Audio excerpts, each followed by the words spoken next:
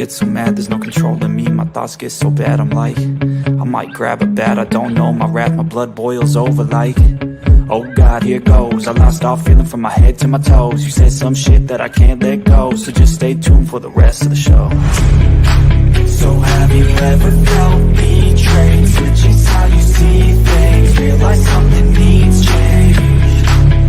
Cause I know you got me fucked up, let me show you what's up. Cause enough is enough. I'll take a face full of pavement just to make a statement. I know there's no turning back. Oh God, adrenaline wasted, so mad I can taste it. I know there's no turning back. I'll do what it takes, I ain't making mistakes like that. I'll put it on your face to make you go take it back. I'll lose my shit, I go crazy when I'm mad. And now you go wish you would shut the fuck up real bad.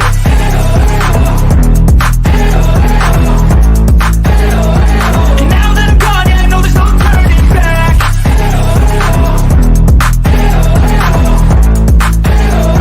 And now that I'm gone, yeah, I know there's no turning back. I don't fucking take smoke, I'ma poke a hole through you. Choking's overdue. Come at me and you won't get any older, dude. Crack your holder too. Heating up inside of me, blood so violently. Thanks for trying me. Now it's finally time to see how this rivalry becomes a dynasty.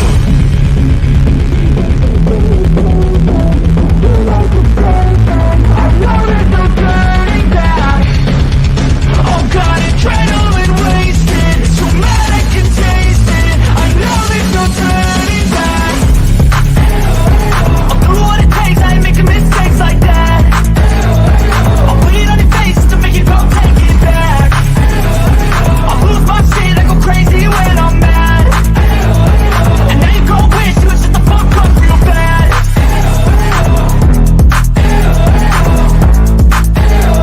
And now that I'm gone, yeah, I know there's no turning back.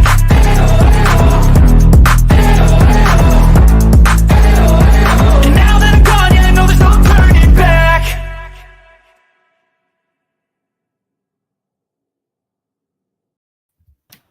Yes. Yeah. Yeah. Yeah. Yeah. That song Oh. always gets me going. All right. I love that song. All right. Hi, Grandma. Hi. Hi, Miss Karen. Yes, May is Mental Health Awareness Month. How about that? Does anybody know that? Yay. No, I did not know that. Oh, I'm a poor sheltered individual. it works out perfect for the subject matter. Yes. Okay. You want to wait for a couple minutes so a couple more people come in? Right. Yes, I think that would be good. Facebook's being weird. It's telling me that StreamYard has lost access to your Facebook. We've seen some weird activity. Come on now. That is ridiculous. Am I live on Facebook? Oh yeah, your banner thing just popped up on my phone. Because I can't check. I can see my Hang on a second. I'll see if the thing. It should be. It popped up. A little banner thing popped up. Make me check stuff.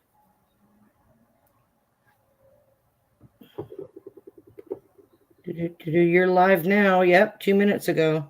Oh, that's very strange, ain't it? You know, you just never know. Right? It's just the weird way crap is, especially these days. And so it is no wonder that people are having some mental health problems these days. There's 1,000,002 reasons why.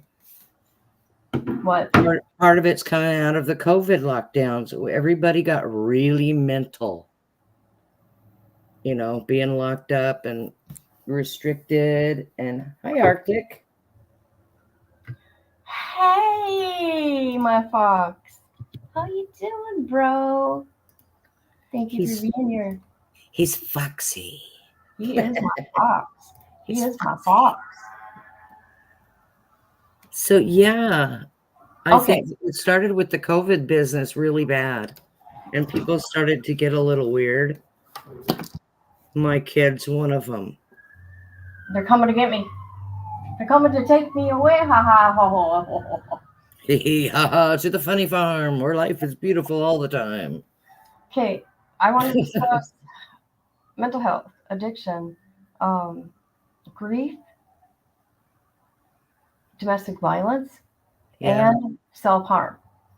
Now, can you imagine having all that together in one Yes. Unfortunately, I can. at one time? Yeah. Yeah. We all got a story. Anybody's welcome to come on panel and share what you want. I'm going to try to share some things because this is my channel and I can talk about whatever I want, right, on my channel. Sure. And if people are going to be judgmental, well, obviously they weren't my YouTube friend, right? Well, then they would be really, really ugly people for, attacking when you're trying to discuss the kinds of things that affect people. Because your situation, although, you have several things going on right now, but that would be good, Arctic. I'd like that. It's not that unusual for people to be juggling a lot. Now, yours in particular you have some large things going on, one of which might freak somebody out, but you've got a lot going on. Right. I always have a lot going on.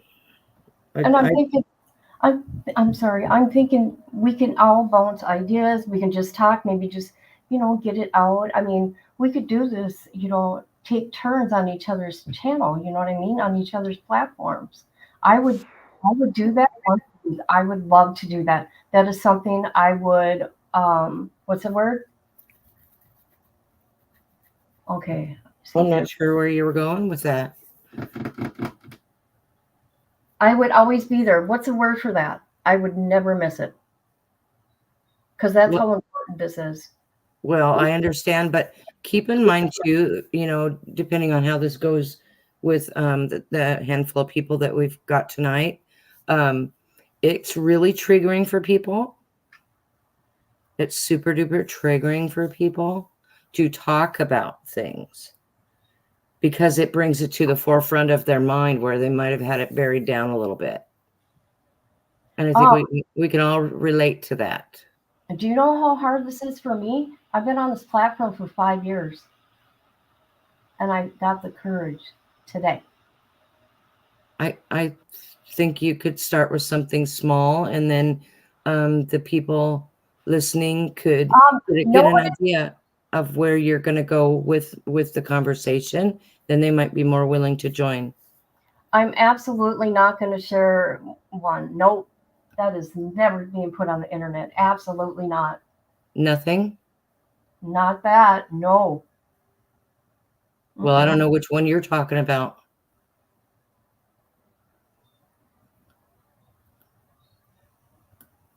Arctic's like, I've been here 3 years. I'm burnt out. Well, I do take like 4 to 7 days a month off.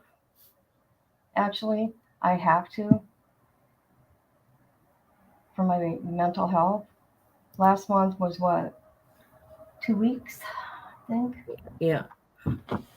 And see, I like these clip channels. They make me laugh, but it's getting really ugly out there. So then they're getting pretty mean and pretty dirty. Yeah, I gotta quit. I had to quit watching. I'm like, dang it, that sucks.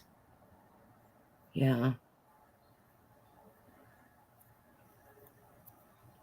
Well, in light of what we have been listening to on our true crime channels this week, we have some really sad things going on with Sebastian Rogers being missing still.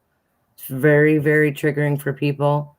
Then we have, Micah Miller, and she has gotten into everybody's heart, and so Hi, it's Miss Karen.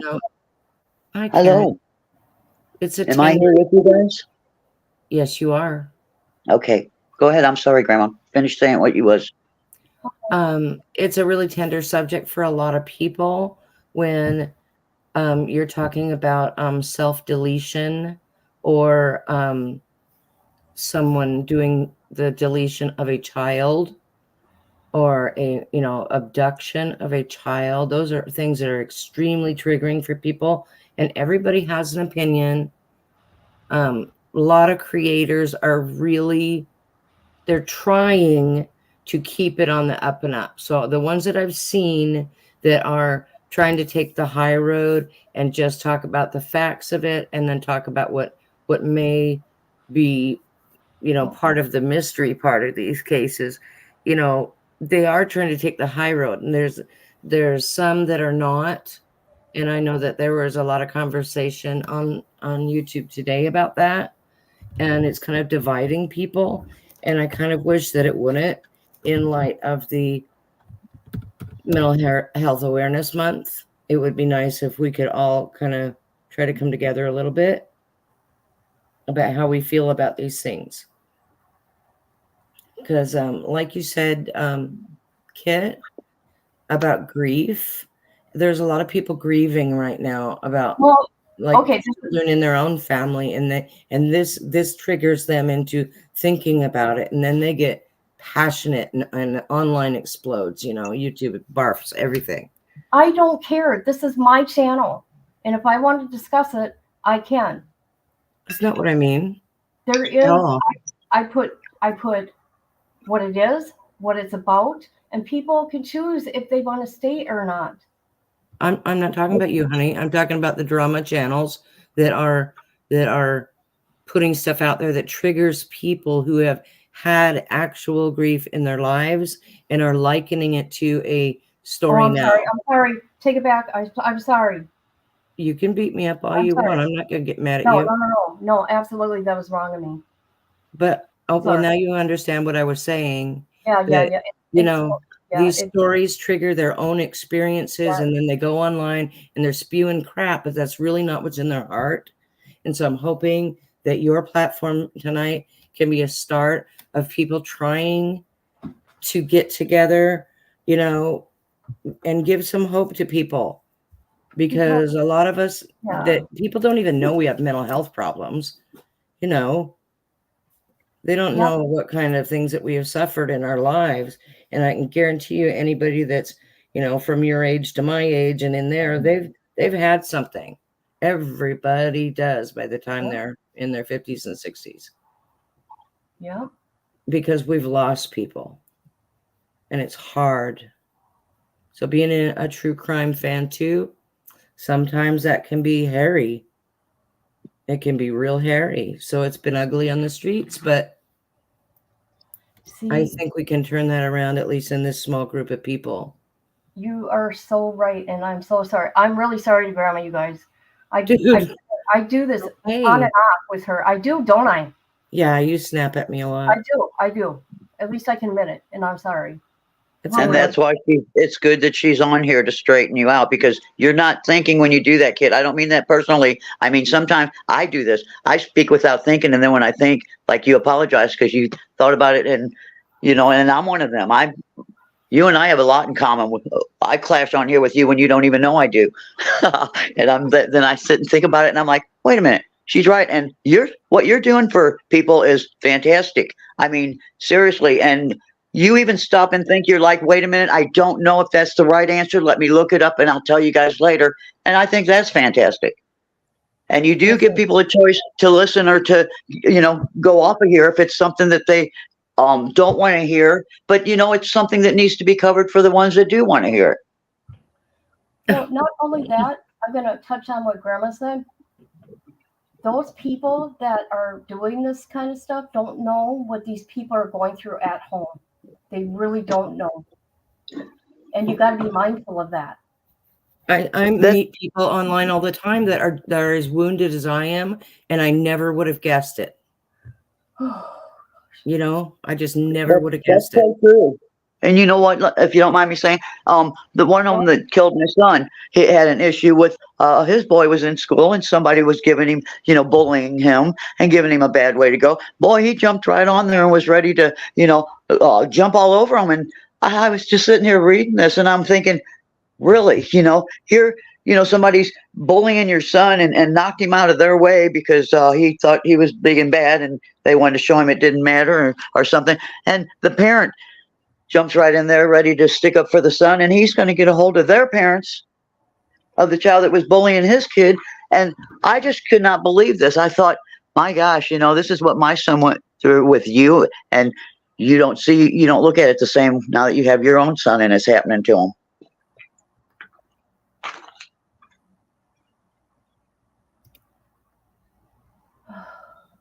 Did I lose you guys? No, I thought Kit was going to talk, and I didn't want to cut her off. I can't even remember what I was going to say. See? Okay, and also when I'm rude like that, Grandma understands this about me. I don't know if people know this. I had a stroke, a big stroke in December 2016, okay? And, okay, I had to learn how to walk, how to talk again, a bunch of stuff. But a side effect from that is my memory, okay? That. And these little stats I do. Well, are you guys family? I've been curious about that. Are you guys related? No. Okay, I didn't know that. No, we recently became family by choice, I think. Non-blood family, yeah. Yeah. Yeah, I think we've decided we are. And one thing I want to mention about all these subjects I want to talk about, however we decide we want to do this, it doesn't matter, like we are now. I find it funny that in today's age, people don't want to talk about it. They hide it. Isn't that something? There is, there's always that stigma that people are going to look at you and think you're crazy. What the hell does that even mean? But you're not stark raving mad because you've gone through many, traumas or grief, grievings and just coping with life. Life kicks us in the teeth. I don't know who these people are that go through life looking like a Barbie doll with not a care in the world and nothing ever happens to them. Those people scare me. They don't have any life experience. They don't know what it is to, be hungry. They don't know what it is to struggle or to sacrifice for their children. I mean, really sacrifice for them. These people go through life just going la-di-da-di-da. I don't know how the hell they do it. Hi, Fox. How you doing there, buddy? But they're not better than us. I'm doing great. How are you ladies doing? Fabulous, darling. I have missed you. Well, I'm around. I'm all over the YouTube streets. I chase you. I know. I've seen. I've been in ERT lately. I've been checking out ERT. I go into people's chats every now and then, and I say hi and then leave. I love ERT. Never heard of it. And I find that really kind of a balanced channel because it's truly not a true crime channel. Oh, it's not? No, it's not a true crime channel. We're actually, everybody's touching on that, of course, but it's not an in-depth like everybody else. No. All right. But I like ERT. I see Arctic in there. Yeah, I just really found out about ERT about a week ago, and I've been spending a lot of time over there. Well, like a couple of weeks ago, her name was still Earth, like the planet. And then I think somebody was mispronouncing it ERT. And so then it got changed to ERT. Oh, funny. Somebody said "ert" on the "ert," and I think it became a joke, and so now it's "ert." And Mr. Eve calls her "ert," so I just put "ert" squared. So I don't know where the "ert" came from, but I just put "ert" squared now. Yeah, I put on my big boy pants today and apologized to Eve. Did you? Yeah. Why? What happened? Well, when she was up on Ert's panel the other day, and I didn't call her out by name, mind you, I just said that the drama in the Sebastian Rogers case reminds me of how a certain creator went after Michael Vaughn went after Michael Vaughn's parents for almost 2 years, relentlessly. That's not She true. knew who I was talking about. Yeah, but that's not true though. It I mean, is true. no, it's not. But that's okay. I mean, I don't care if somebody has a different opinion than me. It's okay. So you can say, but you worked it out. I did apologize to her in Ert's chat today. Whether she wants to accept it or not, that's fine. People grow, people make mistakes, and people learn from their mistakes. And Exactly. you know, Exactly. Yeah. Well, good for you. That's good karma. See, that's a healing thing, even on a small scale. Just an I'm sorry, that's healing. And that's basically what we're trying to do some of this evening. All right. Now, I've been grieving my mother. You people know this, but it's really, really, really strong. Today has been the day. I go into my phone. All of a sudden, this picture. It's my mom. I go to my dad's, right? He's like, when are you going to go through your mother's stuff in here? Oh, God. I totally forgot about it. I looked at him. I go, no, don't say this stuff to me right now. I'm not ready. So, anyways, I know how you miss her. tomorrow, I'm going in for further testing for lung cancer, you guys. So I'm going to be live in the morning, and then I'm getting up at noon, and I'm going to go take care of what I got to take care of. Yeah, we need to find out what's up with you, hon. Yeah. well, I'm sending prayers your way. I go in tomorrow to have the second skin cancer removed in a month's time. Cancer? So from the sun. It's not a big deal. I mean, I had surgery a couple weeks ago, already recovered from that one. But while they were doing that surgery, they found another spot they were concerned about. They biopsied it, and sure enough, I have to have another one cut out. So, yeah. Yeah, it was sun damage, right?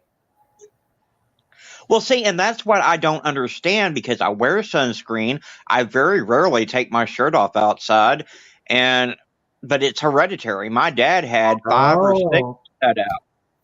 Wow.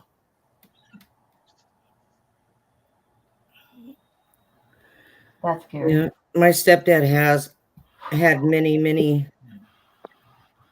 taken off of him, especially on his face and around his ears, because he grew up in Texas and Oklahoma as a kid. Back in the 40s, so he was running around out in that sun all the time, and then he was on Navy ship, so he was always out there, exposed to the sunlight. Absolutely. Well, you guys got me. You hit a soft spot on me because I'm avoiding tests because everyone in my family dies of cancer and it's cigarette related, and I'm a smoker and my hair's thinned out so bad I don't like to go in public, and it's getting worse. And they want to do tests, and I keep skipping them, and because I know once you go to the doctor, all you do is keep going back. It's just I have to disagree because I've survived cancer. I don't know what kind yours is. I mean, that might be a hereditary thing and something that you fear. I get that, but it doesn't always mean a death sentence. I know, that and the it longer doesn't a lot of times, but what isn't it called leukemia or something when it's cigarette related? No, lung cancer leukemia is in your is blood. um, Oh, yeah, Leukemia and is lung blood cancer. lung It, cancer is it, generally emphysema. Yeah, emphysema is Okay, yeah, that's what I was thinking of. Emphysema. I'm sorry, not leukemia. that's not cancer though either. well, the cancer my mom had, her on her death certificate, it's a very, very, very, very long word. A bunch of long Yeah, words. I yeah, can't say this. I don't know and what But that and I will say that the sooner you go in for testing, the better your odds. See, my grandmother died when I was 8 years old from breast cancer, and she probably could have beat it. But when she felt the lump in her breast, she had just gotten engaged to her high school sweetheart.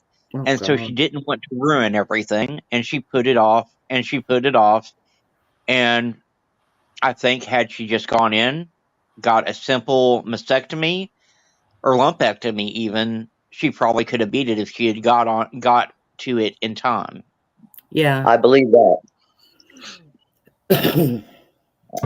There's a lot of breast cancer that's been, cured, Well, and that's why I believe that. But what I've got, I just feel like it's at a loss, and I mean, I shouldn't feel that way. My mom has raised me. Don't bring something on that, don't say something that, you don't want to bring something on, and I should go have it checked, but I just know it's going to be bad news. But I am going to go. I don't have a choice. It's the 28th of this month. I will be going. But are you? I'm glad you are. I'm glad because we lost a very dear member of this community. I don't know if you ever watched Checking Convictions, Oh, but she, she waited way too long to go to the doctor with hers, and she ultimately lost her fight because of how long she waited. that's I don't know. I kind of have differing opinions about that, though. I mean, I support somebody's right to decide for themselves because let's face it, chemotherapy is a race to kill off all the bad cells before you kill off all the good cells. It's a race. right. It's a battle, and and it depends on what kind of cancer, where it is, how it's treated, all that. Because it's different, like with radiation and chemo together. It's a different ball game. Not like I had. Mine was different. And like lung cancer, my uncle had it, my mom's brother, and they had gone in and they removed part of one lung and part of the other lung, and then he was good for a while, and then he went back, and he ended up taking the whole lung out on one side, and like he only had the half a lung on the other side. how could he live? I don't know, but he had lung cancer 20 years before he died. What? And then it just started coming back, and he was, of course, many years older than my mother, like 12 years older than mom. So, but he lived a long life even after that. This is not the end, people. If you get a diagnosis, it's not the end. No. Well, I'll tell you, there's a health store over here, and it's ran by an Indian woman, and she had prolonged her husband's cancer by treatments of like herbs and stuff like that she's learned about since she was little. Earth Mother. She has a program on Fridays on I'm not sure which one of the channels. I've only listened to it once in a while because it's right up the street, so I go there normally in person. But I thought that was kind of crazy. That I thought it was fantastic, crazy in a good way. That she had prolonged her husband's death for a long time by treating him herself with and she sells this. I'm trying to think of the name of it. It's really an odd name. She sells this in her store, and you can go in there. I really trust in her, kind of like a doctor. You can go in there and tell her your ailment or what's bothering you, and she. I mean, she's not. Don't hold her to it. As far as court goes, or to save your life or somebody else's. I mean, but she'll give you her advice, and it's usually pretty trustworthy. I really like her. Well, and I'll tell you. chances are that wouldn't hurt you to take any herbs and supplements and stuff like that anyway. So it may not Exactly. interfere with the standard Western type of medicine. You know, Well, I you know, used to God knock. put everything on the planet we need it as far as medicine and to heal anything that we come across. It's just we're either not known about it or, you know, man comes up with some kind of medicine. And a lot of times they just don't want to cure us because of the population and stuff. I mean, that sounds crazy, but it's Big true. pharma. It's big pharma Yeah, and that's right. government, and they're all making You money know, left and right. I used to knock a lot of the home remedy type stuff. Oh, And no. then when I was taking care of a man, I was mowing his yard one day, and the muffler had come loose on the lawnmower that I was using. And I grabbed that muffler without even thinking about it being hot and Oh, burned the crap out of myself. And he says, "Hey, I've got this stuff called colloidal silver. Spray your hand yes. with it. It will heal in no time." And I thought he was full of crap because it looked just Nope. like water to me. And Oh. sure enough, within a week, my hand was Oh, yeah. almost completely healed. That colloidal silver is well known amongst people who like tarot readers and astrologists and people who, you know, use herbs and stuff like that, you know, for healing. And that's something that is really, really great for healing. So Oh, I that's swear awesome. by it now. I swear by that stuff now. But you know, I was a teenager. I didn't know any better. I thought he was full of crap. So That's awesome. He had the What's right the guy name of there. that? What's the name of that you're talking about? What you put on it? colloidal silver. Colloidal silver. Never heard of it. Hang on. I never have either. I'll drop you some info I here. have a friend. She's an empath, and she says she told me what herbs for my mom to take for her cancer, but we never did it. Hang Are on you a looking minute. it up, Grandma?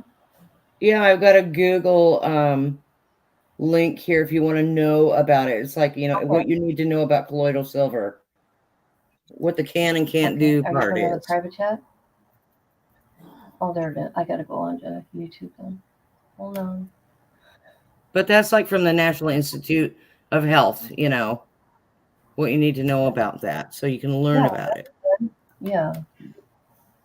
I'm afraid to try and find it while I'm on here with you because I'll cut you off but I'll look at it here before we get off here and get that. I'm very interested in that.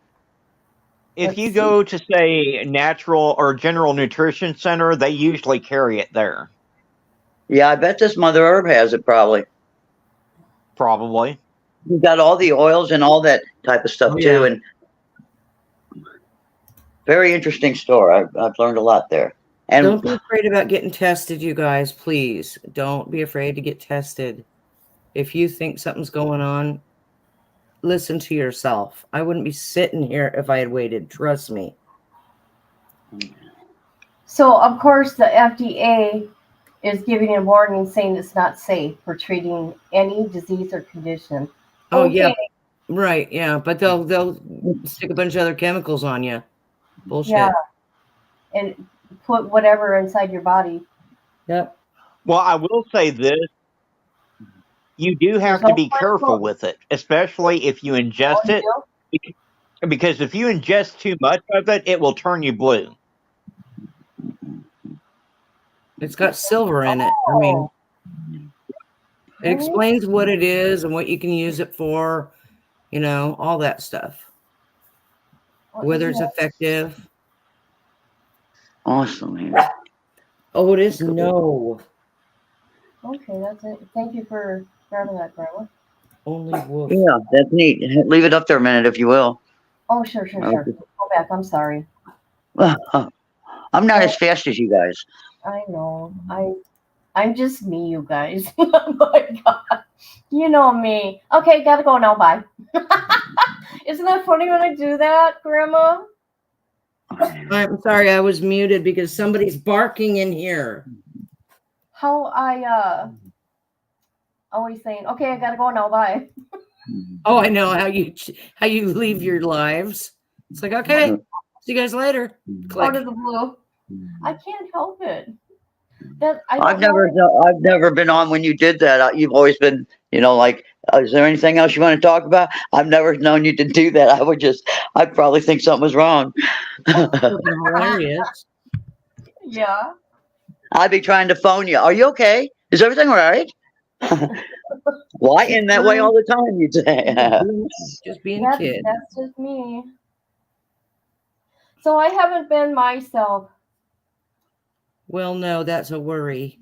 for a long time, but I mean, since February, there's a lot of people. I wish I could talk about it, but oh God, I really need to talk about it. I know. You can take that down now. I'm done. I can't remember what I was going to say. That's how my mind is racing right now. Maybe I'll get the courage.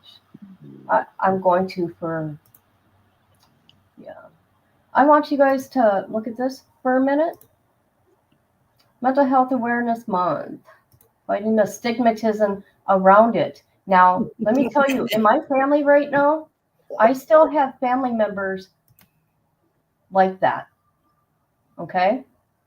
And that's sad. Me, I'm the big mouth in the family. Okay? I'm the big mouth. I'm the one, okay, how am I going to say this?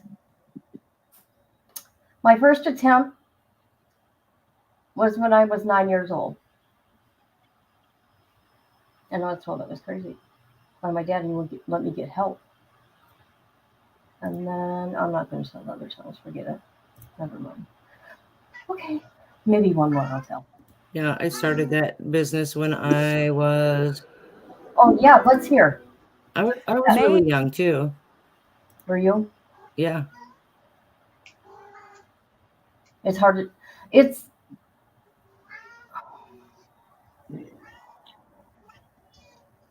I guess kind of what's holding me back is because of people on here.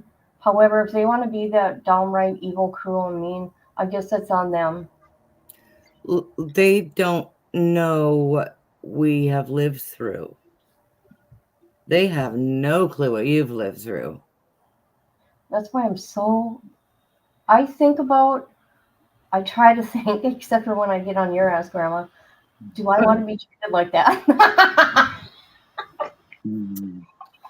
You are lucky I am so patient. You are with me. I will say that you are very patient with me. I'm Very. a caregiver. And I appreciate that because this is not me. Lately, this is not me. Well, you'll know when you overstep because I'll just disappear. I don't like fights. I don't like fights. So if you piss me off, I would probably just leave. Oh, I'm not going to fight with nobody. Nope. It'd be like, okay, I deserve that one. Well, if I've heard enough, I've heard enough. That's how I kind of am. And I'll leave and then I'll chill about it. And then I'll come back and it'll be a little frosty. And it reminded me of something today Clark said. A bunch of pills one time. Yeah. Yeah. I've done that. Oh, yeah. Okay. And the latest one was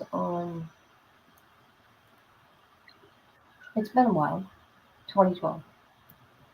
Mine. Huh? My last hospitalization or last meltdown. Because, Oh, yeah, I've been hospitalized too. 3 times. Yeah. Yeah. My first attempt was at 14 years old. I drove my truck into a tree at 100 miles an hour head on.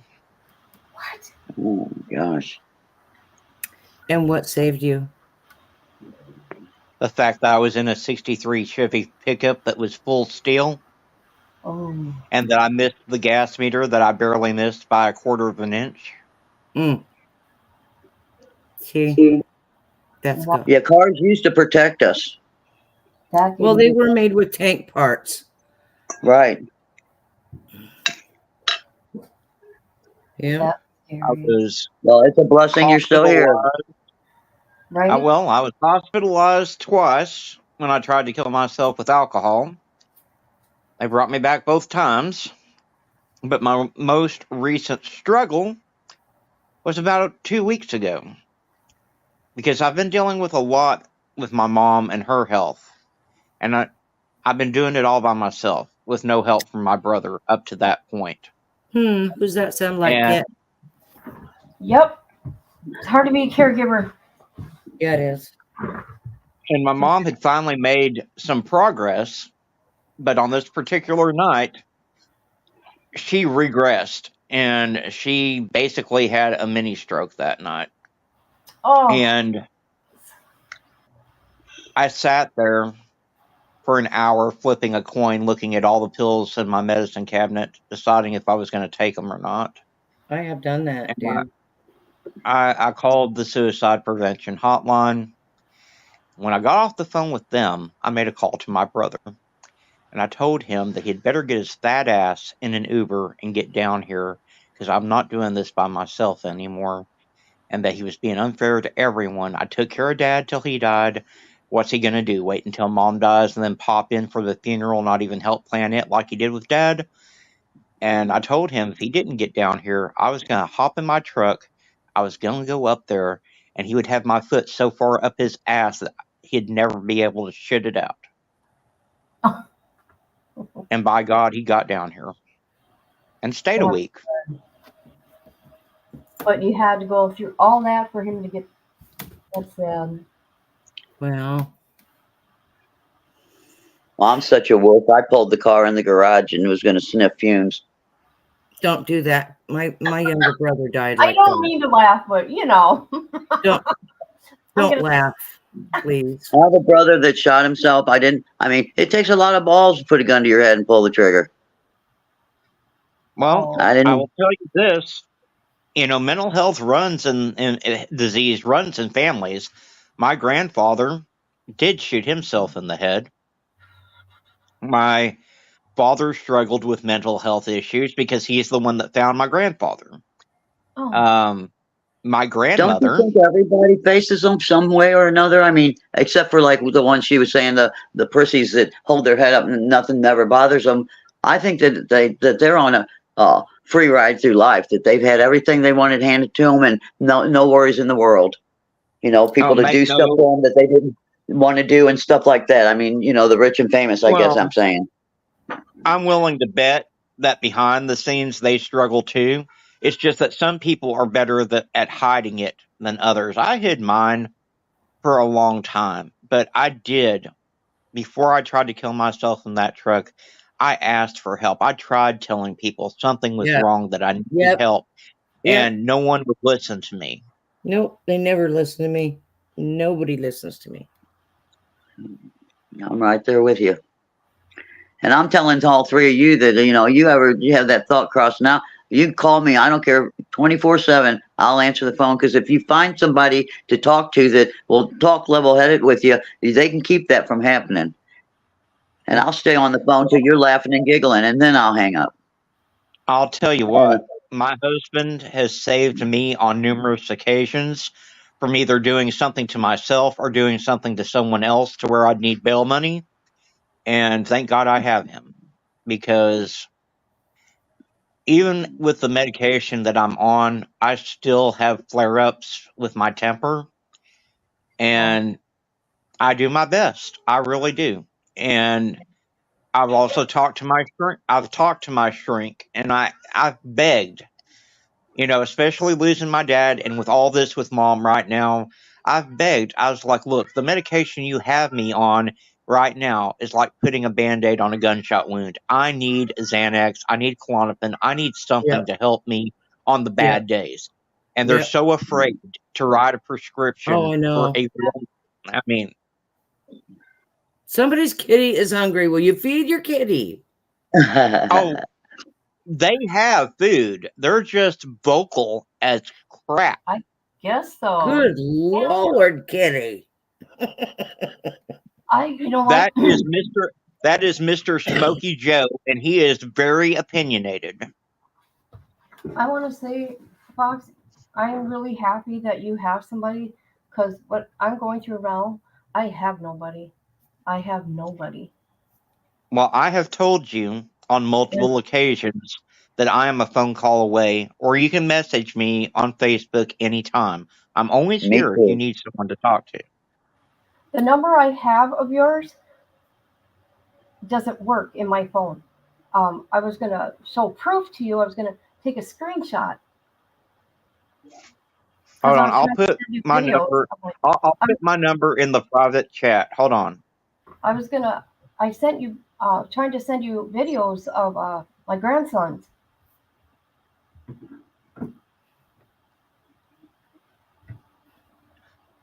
That number that I just dropped in back chat, that should work. It's the same number I've had forever. I don't know why you would have a problem if you were trying to reach me at that number. Maybe I'm a number off. I don't know. It says it's an Arkansas number though. I don't know, but I do know it's Yeah, because I'm the only definitely a credit towards it to person. talk to somebody, definitely. Well, you know what? I have an awesome psychiatrist, and I've been with him for 24 years. He's those kind of doctors that we shoot the shit and I can tell him to fuck off. That type of doctor. He's so wonderful. He knows more than anybody in my whole life. But I talk to him anywhere from every 4 to 8 weeks max. And if you don't hear from me, he contacts me by phone. I'm like, yeah. Well, my problem is that in the past 5 years, they have changed my psychiatrist and my psychologist on me multiple times.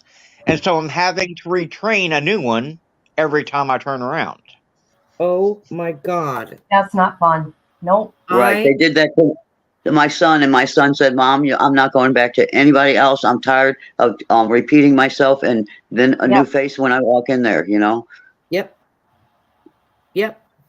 I was with in a 2-year period when I was really having trouble right after hospital. They changed my doctor 7 times in about a year. 7. And I blew my top in there. And I wanted to talk to everybody. I said, get your boss, get your director. I don't give a shit anymore. I've had it with this. What is wrong with you that you cannot keep an employee for more than a few months? And then they finally did find one that did hang around for a while. And I stayed with her. Well, that's the deal with my psychologist. Felicia was great, but let me tell you what drove her away.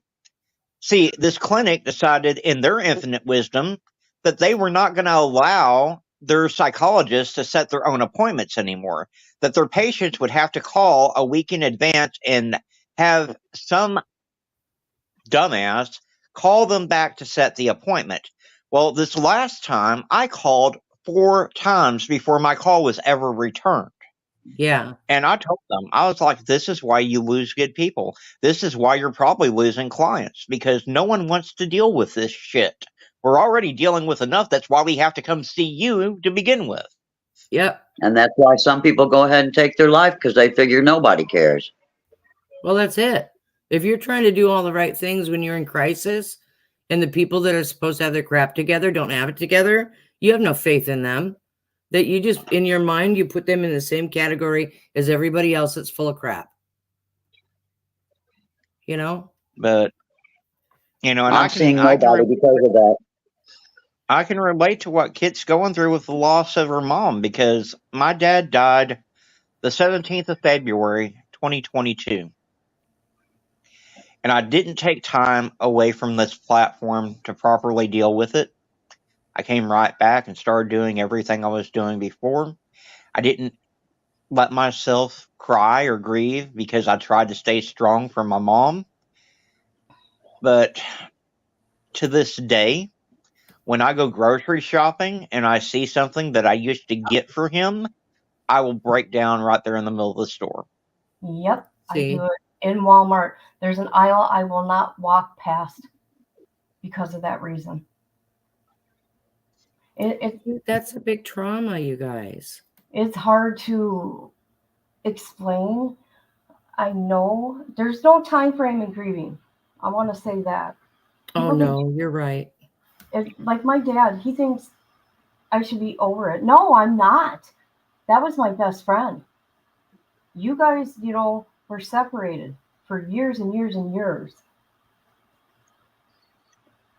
And you know what? 2 days after my mom died, my daughter, Kayla, she made sure every month I've been up there to her house because they were afraid what I would do. You better never I do understand. that. Don't do that. You know, and my never mom and will But you do know that what? now. I need adults to talk to. I love my grandbabies. Okay, don't get me wrong. But it comes to a point in time, it's like, I need adult conversation, Sure. I mean, my mom and dad were married for 52 years when he passed away. And his death was unexpected. We had just been to the doctor the week before. His blood pressure, everything was fine. I mean, he had multiple sclerosis and he had Alzheimer's, but his vitals were doing okay. And I found him in the hallway. It sounded like he was snoring. I later learned that that is what is called agonal breathing. And by the time I dialed 911 and the ambulance got here, it was too late for anyone to do anything. Yeah. Yeah.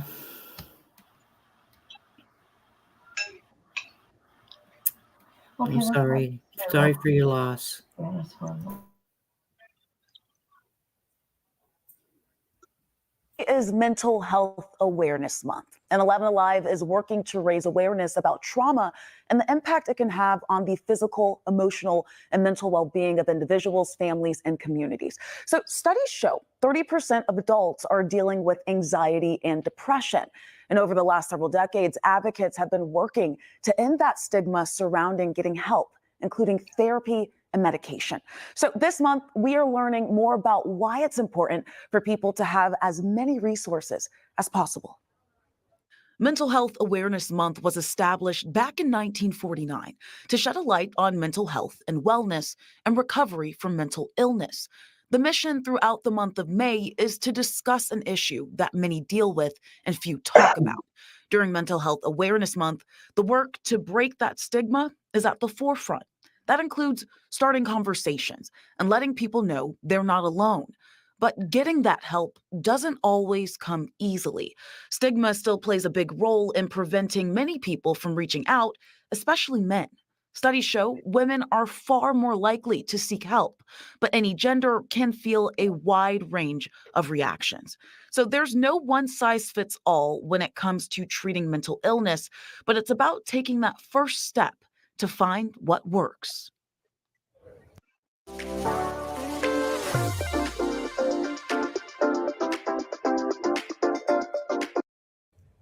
In Georgia, suicide attempts are up among young girls and teenagers, particularly Black youth. So according to the CDC, emergency room visits for suspected suicide attempts were 50% higher among girls aged 12 to 17 during the pandemic compared to before it. For comparison, ER visits among boys in that same age group for possible suicide attempts increased by just 4%. 11 Alive's Jennifer Bellamy explores some of the signs that parents can look for and how to begin that very difficult conversation if your teen is in distress. I would say the biggest symptom would be isolation. I know sometimes as a teen and as a young adult, we want to isolate, right? And especially now we're on our phones. It's a sign mental health experts point to the most. If you see your child start to pull away, it's time to talk. Some warning signs, changes in their behavior. If you've got a kid who's, into a lot of activities, spend lots of time with friends, and then you begin seeing them starting to isolate, stay in their room more, that's the sign to just check that out. Paige Gaines started 911 St. Jane as a place for young girls to get help.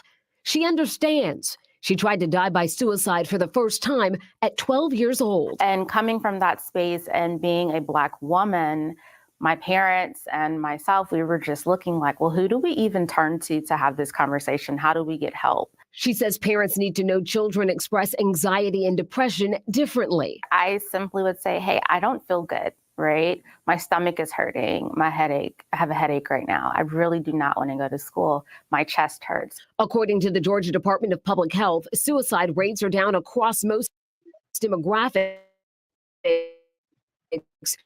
except in the Black community. Suicide is now the third leading cause of death among African Americans aged 10 to 24. This is the first time ever in history that suicide rates in the African American community among any age segment have superseded that of the white population. Studies show Black Americans are less likely to seek and receive mental health care. I grew up in a home where, it was what happens in our family stays in our family. We don't tell other people about problems that we have. And historically, I think that has been a great barrier for African Americans in seeking help. While some issues are starting in school, the solutions to this crisis aren't making it home. So a lot of schools are implementing the education and the conversation within their school system, but the disconnect comes when we're not bringing it home.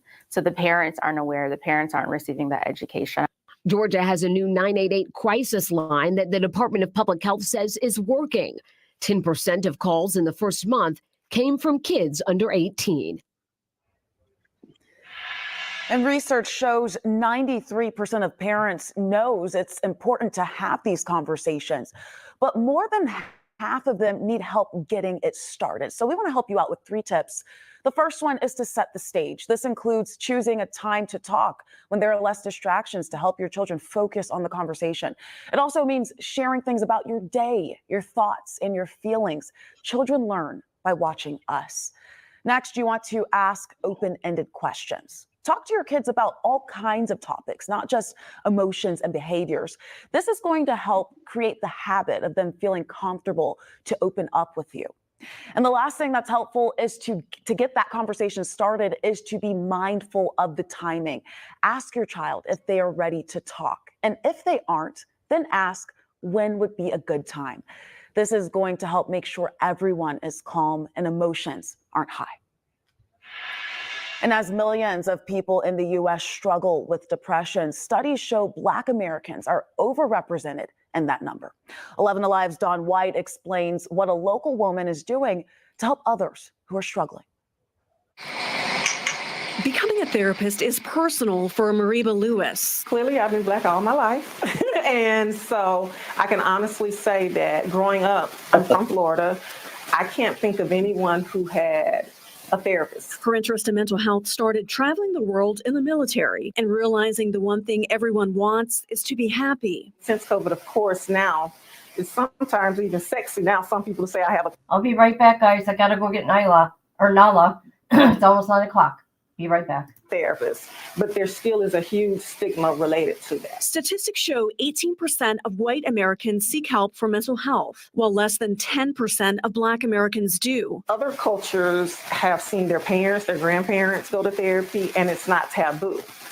In the Black community, if you had a therapist 20 years ago, they would have called you crazy. CDC statistics show suicide is the 3rd leading cause of death for Black men ages 15 to 24. Lewis believes representation of therapists and psychiatrists in the Black community is crucial. We want to reach out to someone who looks like us. And so therefore, if someone in the Black community starts to seek therapy and they can't find anyone that looks like them, then they may stop the process and they may never start it back up again. Lewis encourages others in the Black community to consider a career in the mental health field. Mentorship, and by that, reach out. If you're thinking about being a therapist, reach out.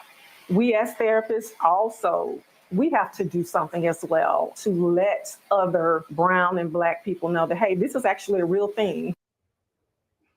And as the temperature warms up, many people might be thinking about spring cleaning. So not only can a little tidying up make our environment look better, it can also benefit our mental health. Psychologists say spring and summer sunshine tends to give us a boost of energy, making it a great time to tackle some cleaning or other projects that we have put off in the winter. So checking off items on our to-do list can also provide a sense of accomplishment.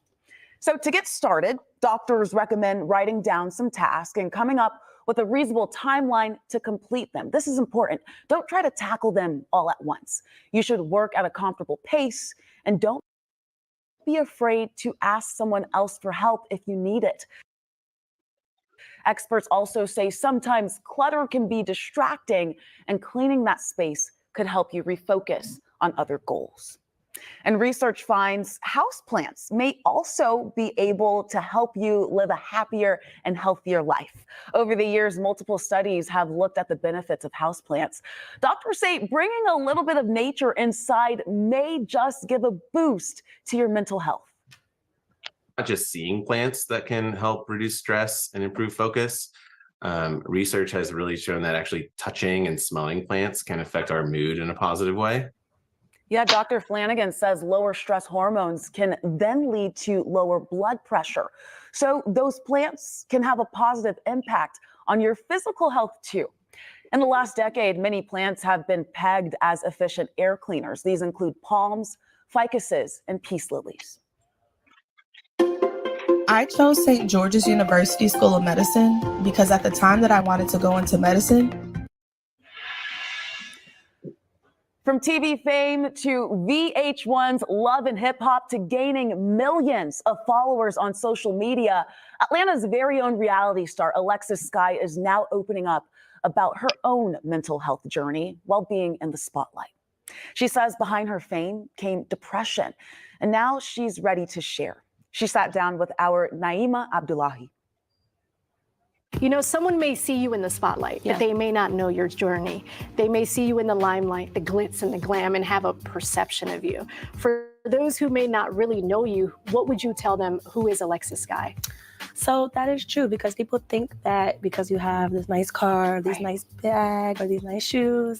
For me, I'm human. I'm just like you. The way, you know, society paints these pictures. It's like sometimes you can have all these things and you really can be empty and not happy. But I think I have everything that I pretty much wanted out of life. I've gotten it, but I just was so empty in the inside and I wasn't happy and things just wasn't working for me or aligning for me. I just started praying. Like, I've always been a believer in God.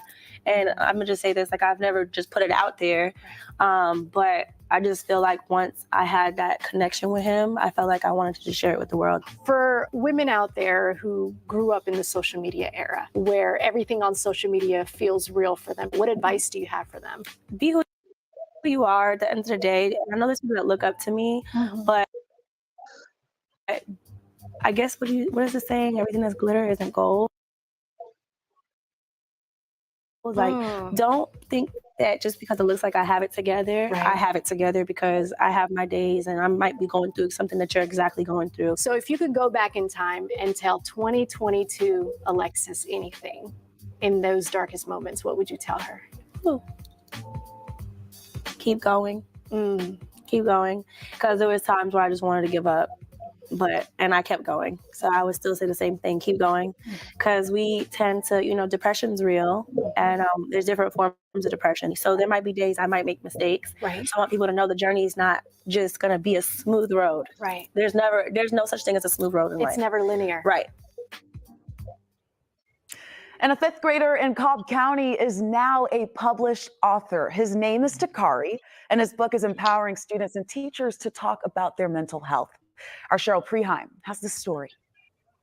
Impact isn't about age. What's happening inside Varner Elementary is proof. They're so incredibly proud. Takari Tatum is 11. His latest project will soon be part of the school library. Hi, Takari. His Snap It bracelets are already part of the school culture, taking on mental health openly. Anytime you feel stressed or anxious, you just snap it. His book about them is about to be released. Seeing it all come together was like such a surreal experience. I was really just thinking about all the stuff that happened in my life with my mental health journey and just putting those words on the paper. Takari's I'm best losing you friend, his guys. grandfather, died in the pandemic. Takari saw so many of his friends struggling too. The book is an extension of telling people that mental health matters, and it's a serious thing that almost everybody goes through. I just can't even put it in words how proud I am of him. Takari wrote this book in 1 week. Yeah, right. Of course he did. He was like taking dictation. It's like God was just giving him the words. Just amazing me more every day. Mrs. Lori Mendenhall supported every step. Now retired art teacher Robin Glover illustrated his book. So honored and so privileged. Principal Althea Singletar sees the reach of Takari's impact. For students to see that you can have a great idea and you see it through and all kinds of wonderful things can happen. I hope kids who read the book feel that they're not alone. A message that's made a difference for his dad, too. He just does not know how big of an impact this has made.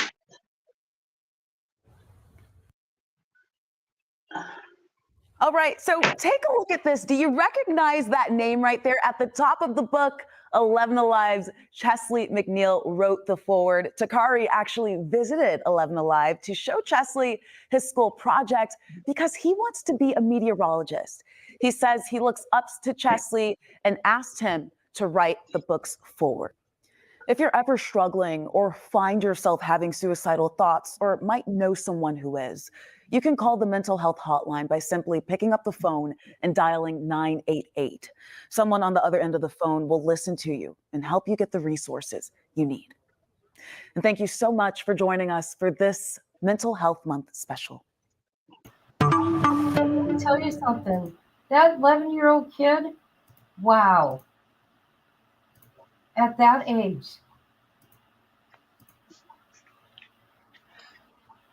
He seemed way older than 11.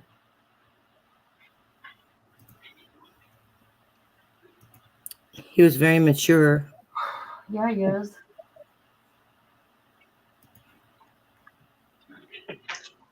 Yeah, at 11 years old, the last thing on my mind was authoring a book, so I have a lot of respect for him. I like that idea. The bracelet too.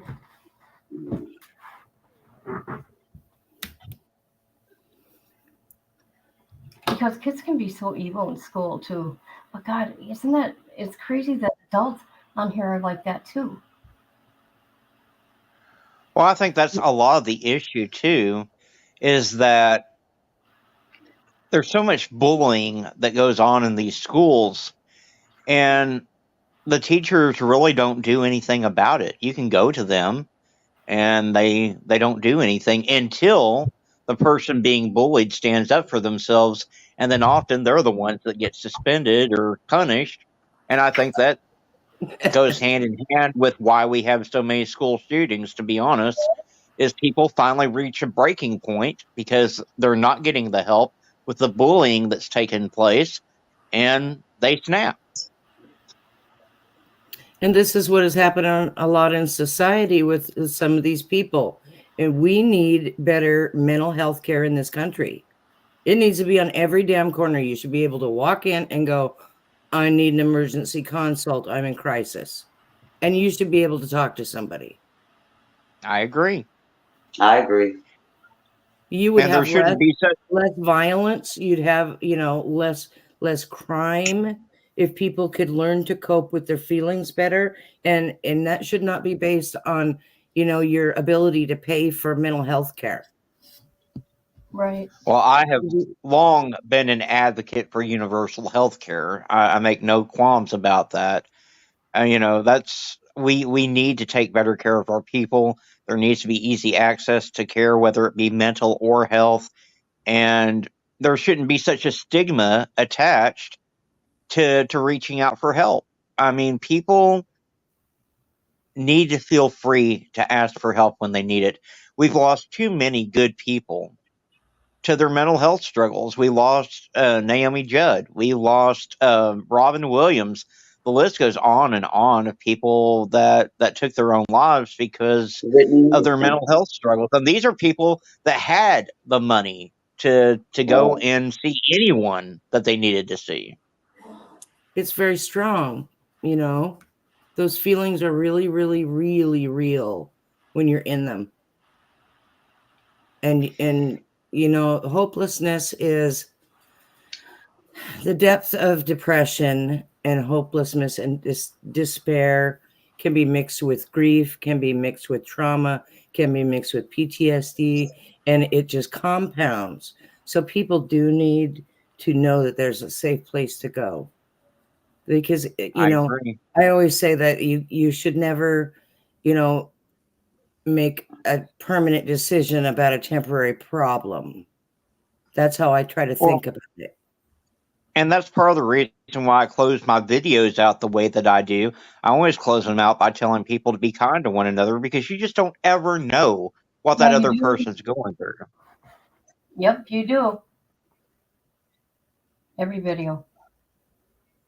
I mean, I'm so soft-hearted now, and I used to be I used to be cold stone, you know, stone cold. I'm saying it backwards, I'm sorry. Because this has really touched on this program. I'm glad I came and joined you guys, because I was being bullied. I was raised in St. Louis City, and I was being bullied from day one for not having a dad.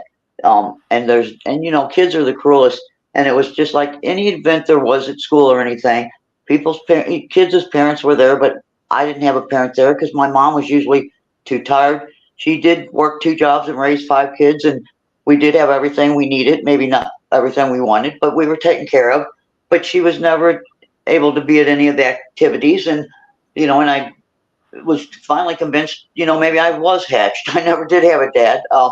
I met my dad at his funeral. He remarried, apparently. He never had us kids, never came to visit, or never wanted us. That's tough. And you know, my mom takes all of us kids to his funeral. When he had remarried, his wife and him got into a fight. She pulls a gun out of the drawer, shoots him 9 times in the neck. And why would my mom take 5 children to a funeral when we never even met the guy? You know, that has always really bothered me and ate me up, because yeah, that's inappropriate. Right. Absolutely. I mean, and I'm the youngest, and I mean, it affected all 5 of us, but I'm the youngest, and I was only probably, I don't know, 4 years old maybe, and I remember every moment of it. And my mom was very strict. We went to the funeral, we sat down, and she told us not to move or, you know, breathe more than the air that we're supposed to. We didn't, of course, you know, but then she moved, and this is St. Louis City. I didn't even realize, you know, being in the county is better, but I was a city brat. And she moved like sometimes 4 times out of the year. So each time we had to go to a new school and get bullied on who you're going to hang around with. And it was a terrible thing. And, you know, it really bothers me that the children are the ones that pay the cost. You know, they don't think of these moms, they don't think of and dads, the ones that have them. They don't think of what is going on with these children when you have no stability. You don't find a home and you know, buy it or rent it and stay put. And I mean, if you do move, who moves 4 times a year? But I think I've been to every school that St. Louis has.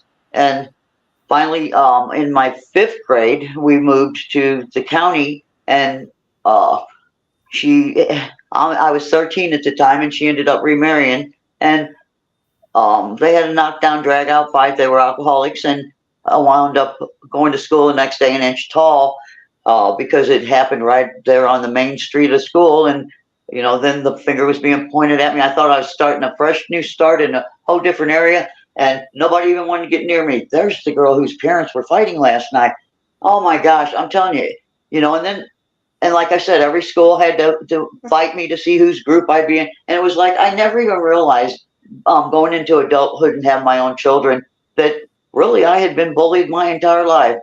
And, you know, when they started being bullied, I got to thinking, wow, this is like deja vu. I've been there before, you know. It's sad. It's really sad. And I can't even kind of go for this hazing that they go through on colleges.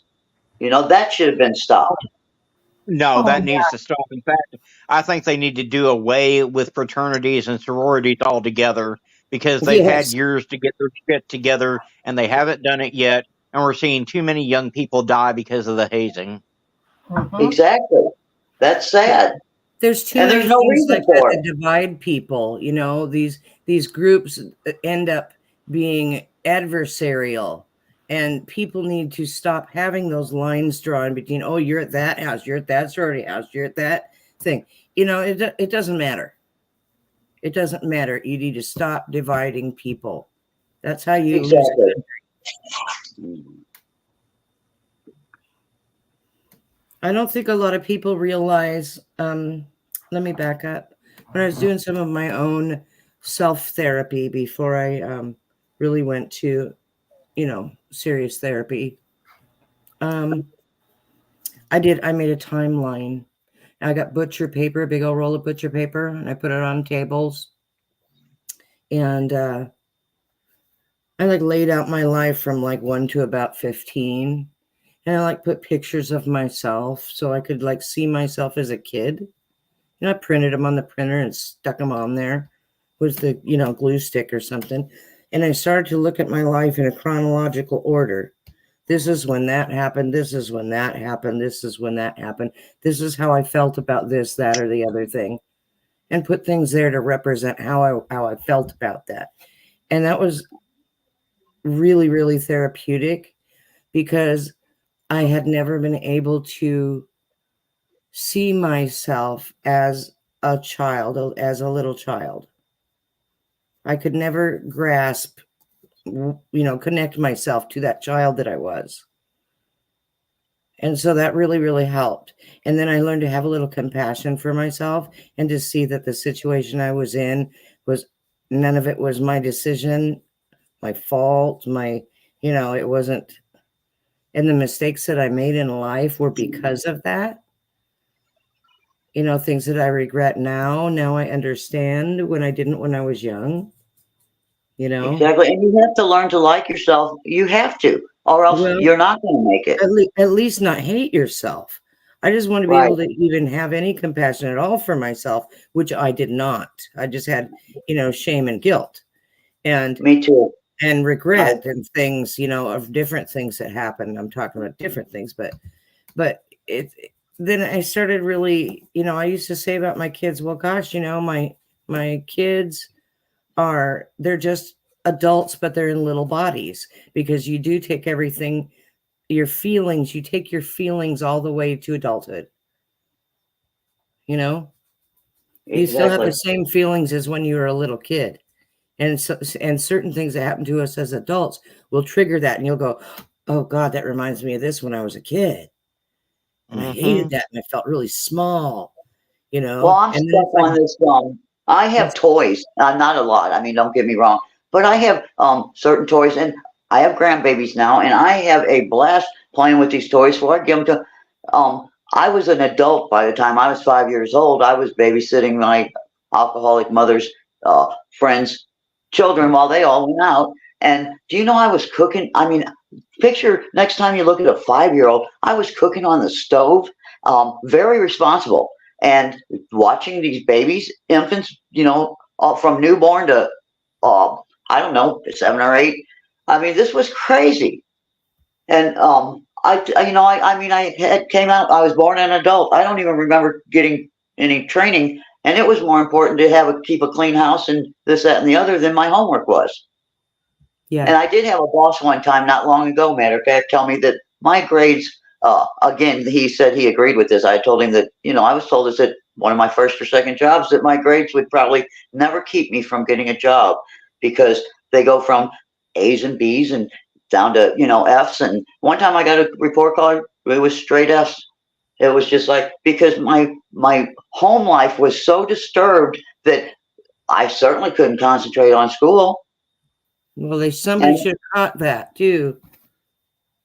Well, back then you would have thought they would have too, because it seemed to me like they were a little more on it. You know, I mean, I have found, like, I don't remember seeing any kind of like food stamps or nothing, but I know that we went to the commissary, like, and got cheese and, you know, stuff like that, canned goods, peanut butter, stuff like that. But I've always had family that was in the Army and stuff like that too. So I thought that was what that was about. But my mom raising 5 kids, she was just good keeping it from us, I guess, because she had to have had some kind of welfare. whether it even just be, the insurance coverage, Medicaid or whatever. But I don't know. I just know that, yeah, somebody should have caught that. And well, us kids were home alone a lot raising ourselves, and that didn't come till later that, you couldn't be home alone unless you were 10 and above or whatever. That all came throughout the New Year's. And what we're trying to do on this justice for the moms and stuff, there's one lady that's kind of fighting for the fact that her son was, murdered, and she needed to be at work. I was already out of work at the time this is taking place now, on these newer ones. Mine was in 2010. I was working then. But anyway, whenever you take maternity leave, you're off for, 8 weeks or something like that. And, we're trying to push this because whenever you have, especially a child die, a brutal death or regardless of the case, that you should have some type of time off work, that your job isn't going to be taken away from you if you, aren't back in, by the end of the week or something. Don't you think? Agree. And I also think that there should be paternity leave because it's just as important for fathers to have a bond with their kids as it is for the mothers. Oh, yeah, I'm talking for both parents. I'm sorry because I didn't have a dad, but I have 4 boys, and let me tell you, I really get mad at the fact that, when there's a divorce, for instance, usually the mom takes the kid, she gets the house. They don't even take into mind that the man has to come up with another car, another home, another life. And I mean, I've seen my boys really pay some heavy-duty child support when the woman doesn't even work, and she's not got any reason why she shouldn't be working. And it's like, and they've been on welfare. They don't even have a deadline on this welfare. They said, oh, it's going to be 5 years. This girl's had like 7 kids since her and my son divorced. She's had 7 more kids on the government. And I think that that's ridiculous. 7 more? Yeah. Jeff and I tried to get emergency food stamps when his leg went out on him with a sciatic nerve, and they wouldn't give them to us. And we had no income coming in at the time, and they refused us on food stamps. And I wished I had a recorder. The lady said if we were black, they'd help us. When I went back in for my next appointment, I did take a recorder, but by golly, she didn't say it then. I mean, that really, because they're supposed to be there, I would think, for emergency use. This was something, we lived from paycheck to paycheck. This was a surprise thing. We had, no plan, warning, nothing. And I went to apply, and we were turned down, and I couldn't believe that. I mean, I just don't understand the way that that program needs to be redone completely. It really does, because there's people that are on it their entire life, and they just automatically get it. Then somebody like me who's just getting it for what it should be used for, I couldn't even get it. I had to go to food pantries. And okay, in my state, you know what they do in my state? And they've been doing this for quite a while. Especially once your kids go to school, they put you through schooling of your choice, and then they teach you job training, and then even once you get the job, they pay for your daycare just so you can get on your feet. They offered that. I know they offer that because I've seen literature on it, but they didn't enforce it on her. It's part of the program. It's not an option. It's a welfare to work program.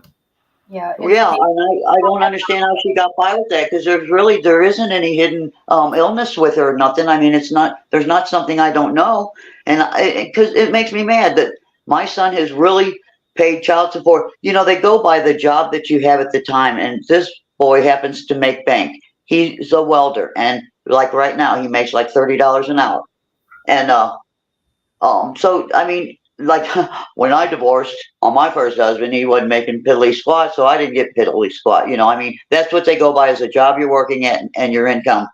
And he's paid, I can't even begin to tell you. And then when he would get them, he'd end up buying them shoes. They'd come with floppy shoes on or something, and he'd buy them, coats and shoes and clothes to take back home. And that's just not right. Somebody needs to be doing something about that. And it's not enforced in Missouri enough, because there's no reason that woman shouldn't. And you would think she would want to. I couldn't imagine not doing something with my life. Kit, I mean, It's always Missouri, isn't it? Good I old wouldn't doubt Missouri. it. All I the mean, things. It really is always Missouri. I'm telling you. Yes, I mean, that's sweet. And y'all Well, talk get, about Florida.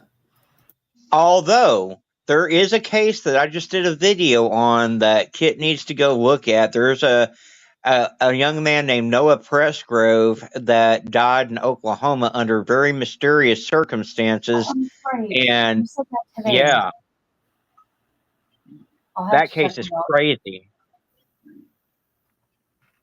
well, and the crime rate is just outrageous here and going up by the day.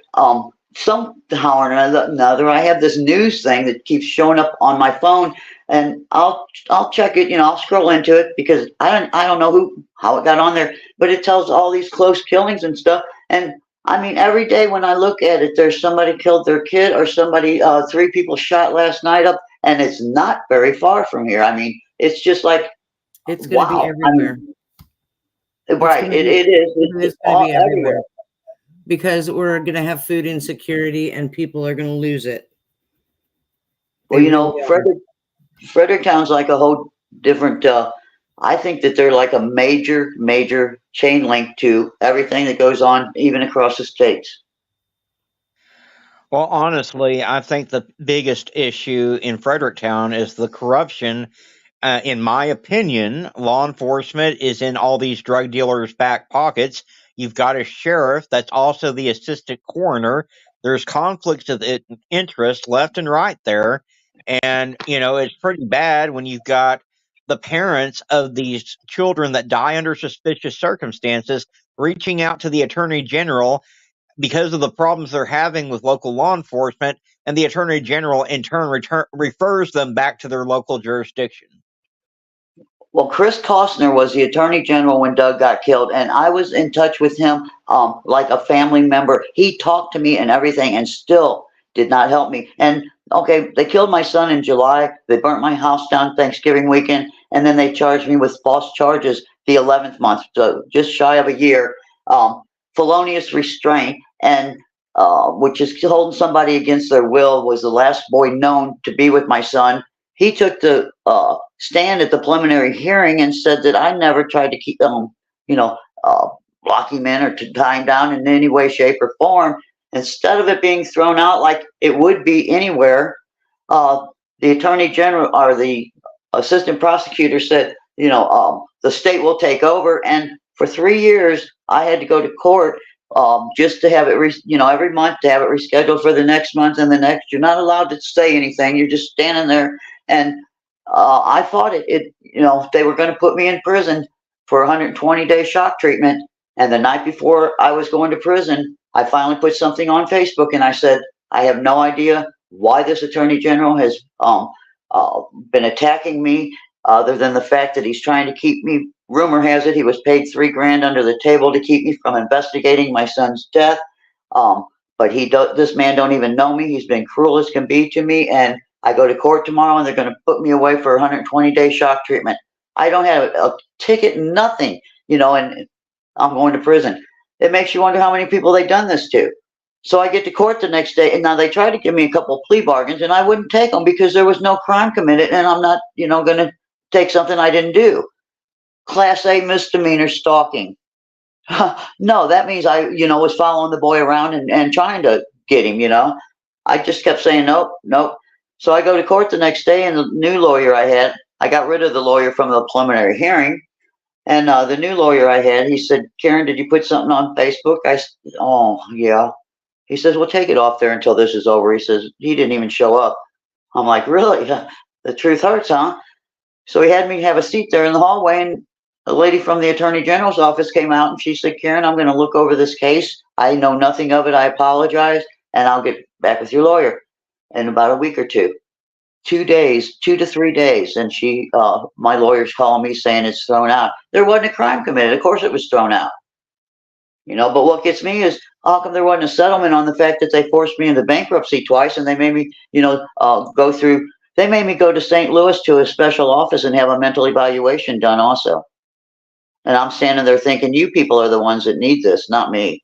I mean, this was terrible. And it was all of these murders and deaths that go on over there, they leave Hansel and Gretel, popcorn trail. They don't care. I mean, it's a sloppy job. It's easy to point the finger and solve each one, and nobody cares to do it. So they don't even care to clean up after it enough to keep it from being known. I think we might be getting a little bit off track from what we're trying to accomplish. You're right. I'm sorry. So it drove me mentally crazy. I get that. I mean, we all have things that, are breaking points too. I just kind of want to bring it back to the focus and see if there's anything that Kit wanted to talk about as far as her mom. Kit, I love you. You call me, hon, anytime you want. I mean that. I haven't been myself, as you all know, and I'm trying to get back. Like myself, Missouri families, don't give up on me, because I'm still there. Just so you know, I'm having a hard time just researching stuff. I'm going to show you guys something here. Okay. I'm going to also, Kit, when things are going on in your life, you tend to isolate, and that's not picking on you, because I do the same thing. I do it's self-preservation, and we need time to think, and before we come out with what's going on. So I just wanted to say, if people are, oh God, isn't it cute? You guys know who this is? That's your baby. That's my son. Oh. That's my baby boy. She's so just like his mama. That's right. I think our golden years are them grandbabies. That doesn't sound any different. All right, here we go. My son's got a lot of issues. This is what I'm struggling with right now. How do you deal with a child that has an addiction, self-harm, and mental health? No, please listen. As a parent, I don't know what to do. I'm going to tell you this right now. Last Thursday, I've been on the phone with him a lot. Mind you, he lives over 3 hours away from me, okay? He's been having bad days. And I sit there and I talk to him. I try to change the subject, something else, because there's certain things you can't talk to him about, because then he pulls away from you, okay? I've been there. I know. And I was the last one to talk to him on Thursday. Talk to him. I go, if someone's got to get there. I asked him if I can come get him and spend time with him. He can come to my house, and me not being up there. Thank God. He goes, I'm going to walk to the woods. And he hung up on me. So here I'm calling. I'm like, oh shit, oh shit, oh shit. Thank God his girlfriend came. He was walking into the woods. There was bullets all over in the house. And he was going out to the woods with a toast wrap. He left his phone there. Kids don't ever leave their phone, okay? Ever. And he's in a lot of shit. See, I know this mental stuff, right? Oh, that's just him. He's got a drinking problem. I'm like, absolutely not. That is a damn disease. This is mental health shit. He gets a shit from me. You know what I mean? Yeah. The others don't have it, okay? And I know where this kid is coming from, and my heart is broken. I don't know what to do. However, I will say they got smart, because people were afraid, oh, he'll get mad if we call for help. Fuck you, man. Fuck you. So anyways, he's safe. He is where he needs to be right now. Thank God. Thank God. But now. Thank God. That was a close call. That's my baby, man. He's a mama's boy. So I haven't been with it, you guys. And this has been going on a while. There's even more horrible, horrible, horrible shit. I can't begin to tell. I'm going to cry. I can't begin to tell you people. And that part I'll probably never talk about. But, well, I've got you in prayer, buddy. I've got you in prayer. I went through that with my baby not too long ago. It's been 2 years now. He's my trucker son. And he knew he had a problem. He kept admitting himself into these rehabs. He kept saying, I don't want this. He'd get out and he'd come across it again. That's even the hard part. If they do get somewhere on bettering themselves, to keep them away from coming in contact with it anywhere. Well, see, I don't want to call it a meltdown. I started crying. I got to be the strong one. I've been saying, I'm the mom. I got to be the strong one. I got to keep it together. And watching him fall apart on the phone because we were FaceTiming, he would hang up, call me back, hang up, call me back. And it was so sad. Because he's reaching out for help, Mom. I know, and he's only and you know as well as I do, you're a mama. You could look and see the pain and the fear in him, and then oh my God, it broke my heart, man. I'm telling you, nobody mess with my kids. Nobody better fuck with my kid. See, I have a mama bear. That's my boy. That's my baby boy. And you'll be there for him. But he has to decide for himself that he's still willing to fight. Exactly. Because I can say as a former addict that you can go to rehab 1,000,000 times. It's not going to do a damn bit of good until you decide for yourself that you want to get off the shit. You have to want to fight for yourself. Then they want to put you on that Suboxone. That's Suboxone, though. Isn't that just like being on another drug? I never went on it. Your rehab's usually trying.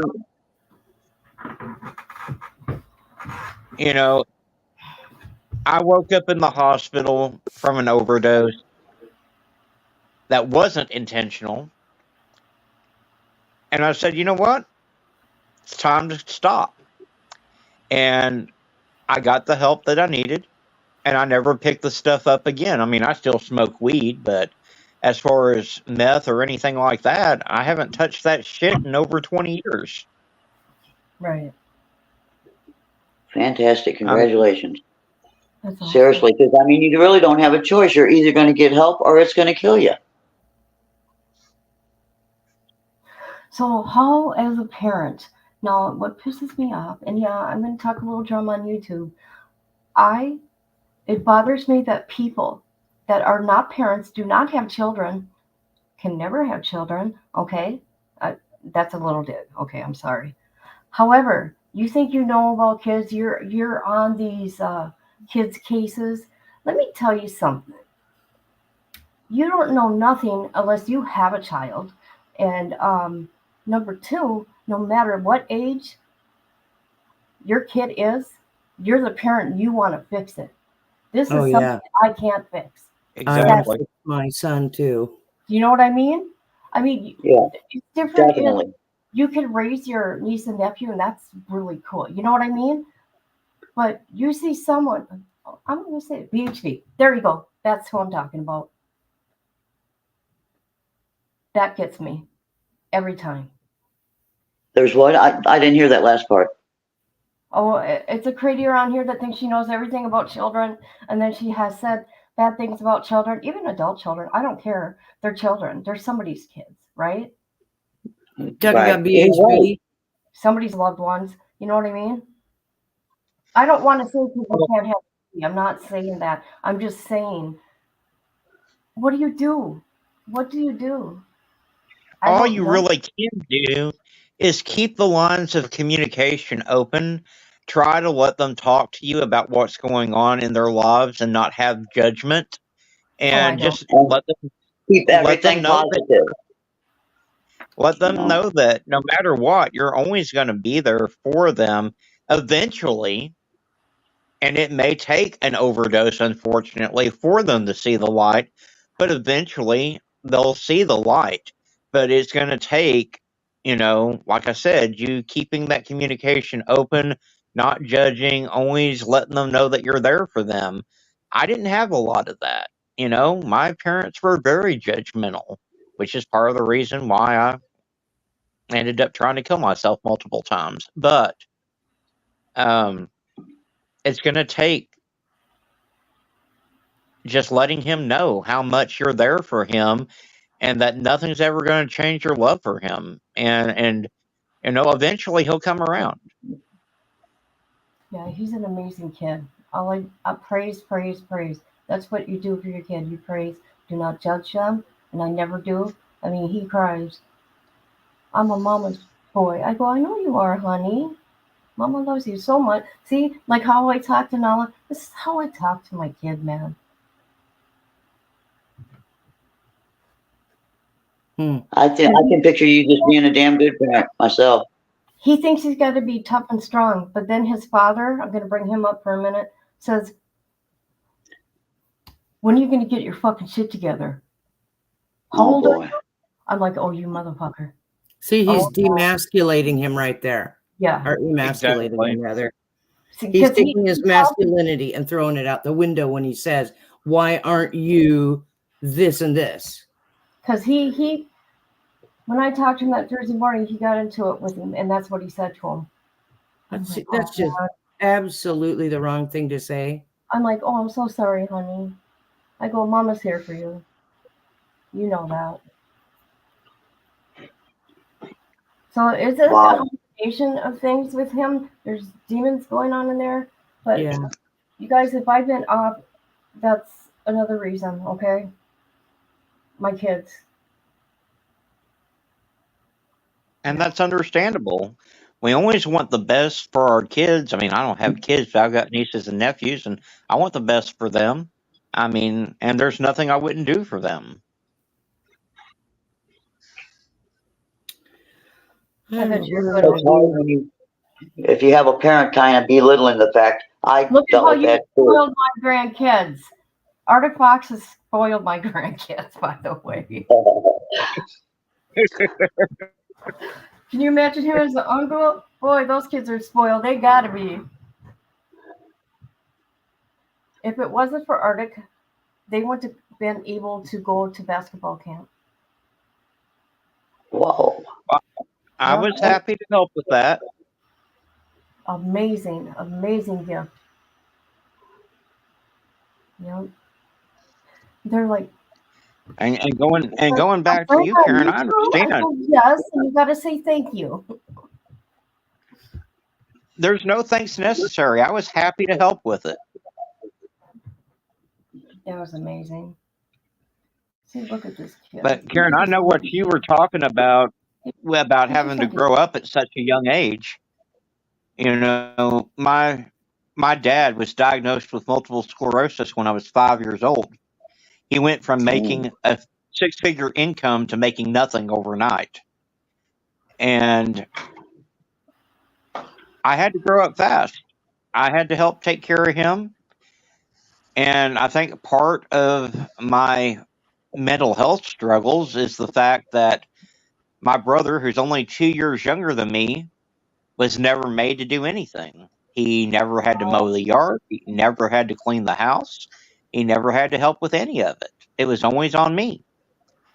And I held a lot of resentment towards my mother for the longest time for that. On that part of me, I felt the same way because I was the youngest in the family, and my brother, right older than me, was the baby of the family. Matter of fact, my mom acted like he was her only child. He was so spoiled, and she was so drawn to him that the other four of us were kind of like, hey, you know, we had to pinch ourselves to make sure we were there. And that sounds, you know, really selfish, but I don't mean it that way. I just never could understand. You know, I never got to have the feeling of being the youngest because I wasn't. And those chores, we had to do our chores. They, like I said, they were more important than schoolwork. And that's hard. Right. And it's hard to believe that school is important when it's not, you're not being taught that. I mean, I had to get my education a whole different way. And here's the deal. Doing that to a child, like what she did with my brother, babying him his entire life, well, let me tell you what type of adult he turned into. He has no common sense. He's brilliant, book smart, but he has no common sense whatsoever. He is 46 years old and doesn't have a driver's license. What? I mean, yeah. Yeah. Wow. I couldn't imagine not having So like. yeah, like my dad. Well, my youngest my one dad didn't get his till he was 30 years old. You're So kidding me. no, he was just terrified. He has anxiety like his mama. Oh. Oh, well, my brother tries to blame the fact that I wrecked my truck when I was 14 on him not getting his driver's license. Yeah, he says, I'm so worried because, Tommy had that accident when he was so young. I just, it scared me out of ever getting my driver's license. Is that what he said? Oh, it scared him. Yeah. Okay. Yeah. Well, and he doesn't realize that it wasn't an accident. It was intentional. Let me tell you what my dad did when I had that wreck. He made me get in his car and drive him home. Oh my gosh. For real? Yeah. After a crash? Because he was afraid that I'd never drive again. So he made me get in his car and drive him home. Wow.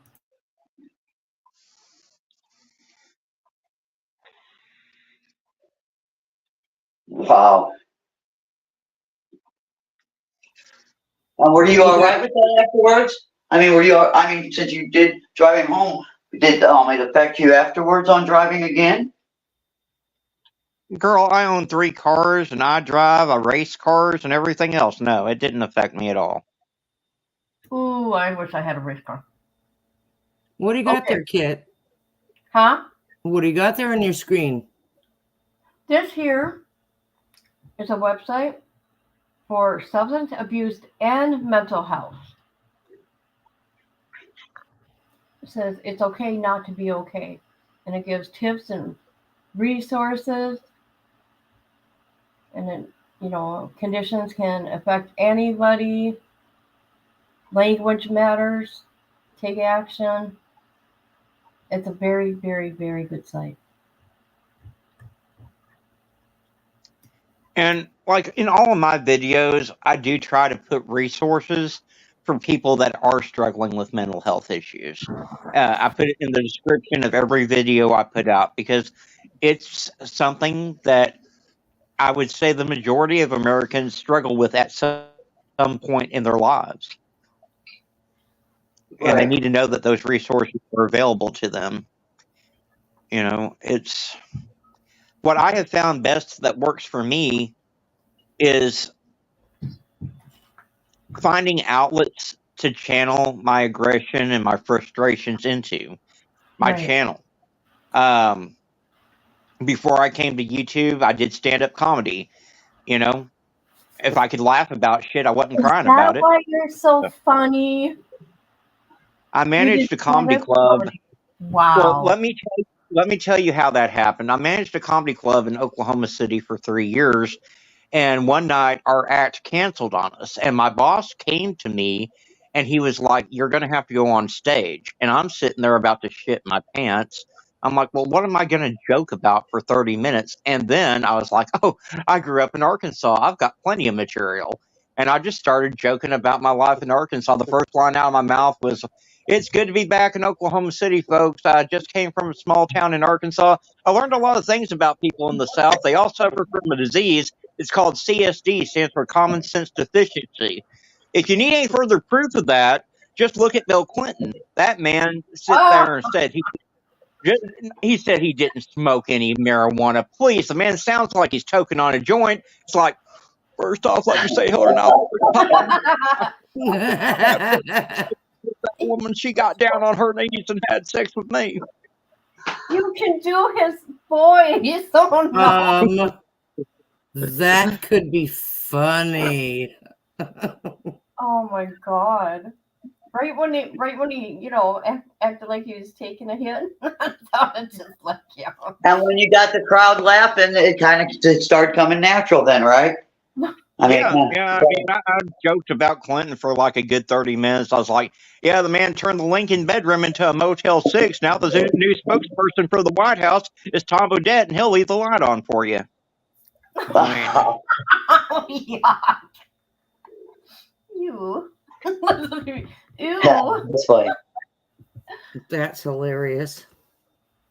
That's that was something that my son got into. He was going to St. Louis and to the comedy club and stuff, doing those 4-minute comedy shows. That's how you start out, and then they'll start booking you and paying you when you get better and can go longer and stuff, And that had me worried because I actually ran a comedy workshop on the weekends, and you didn't have to be 21.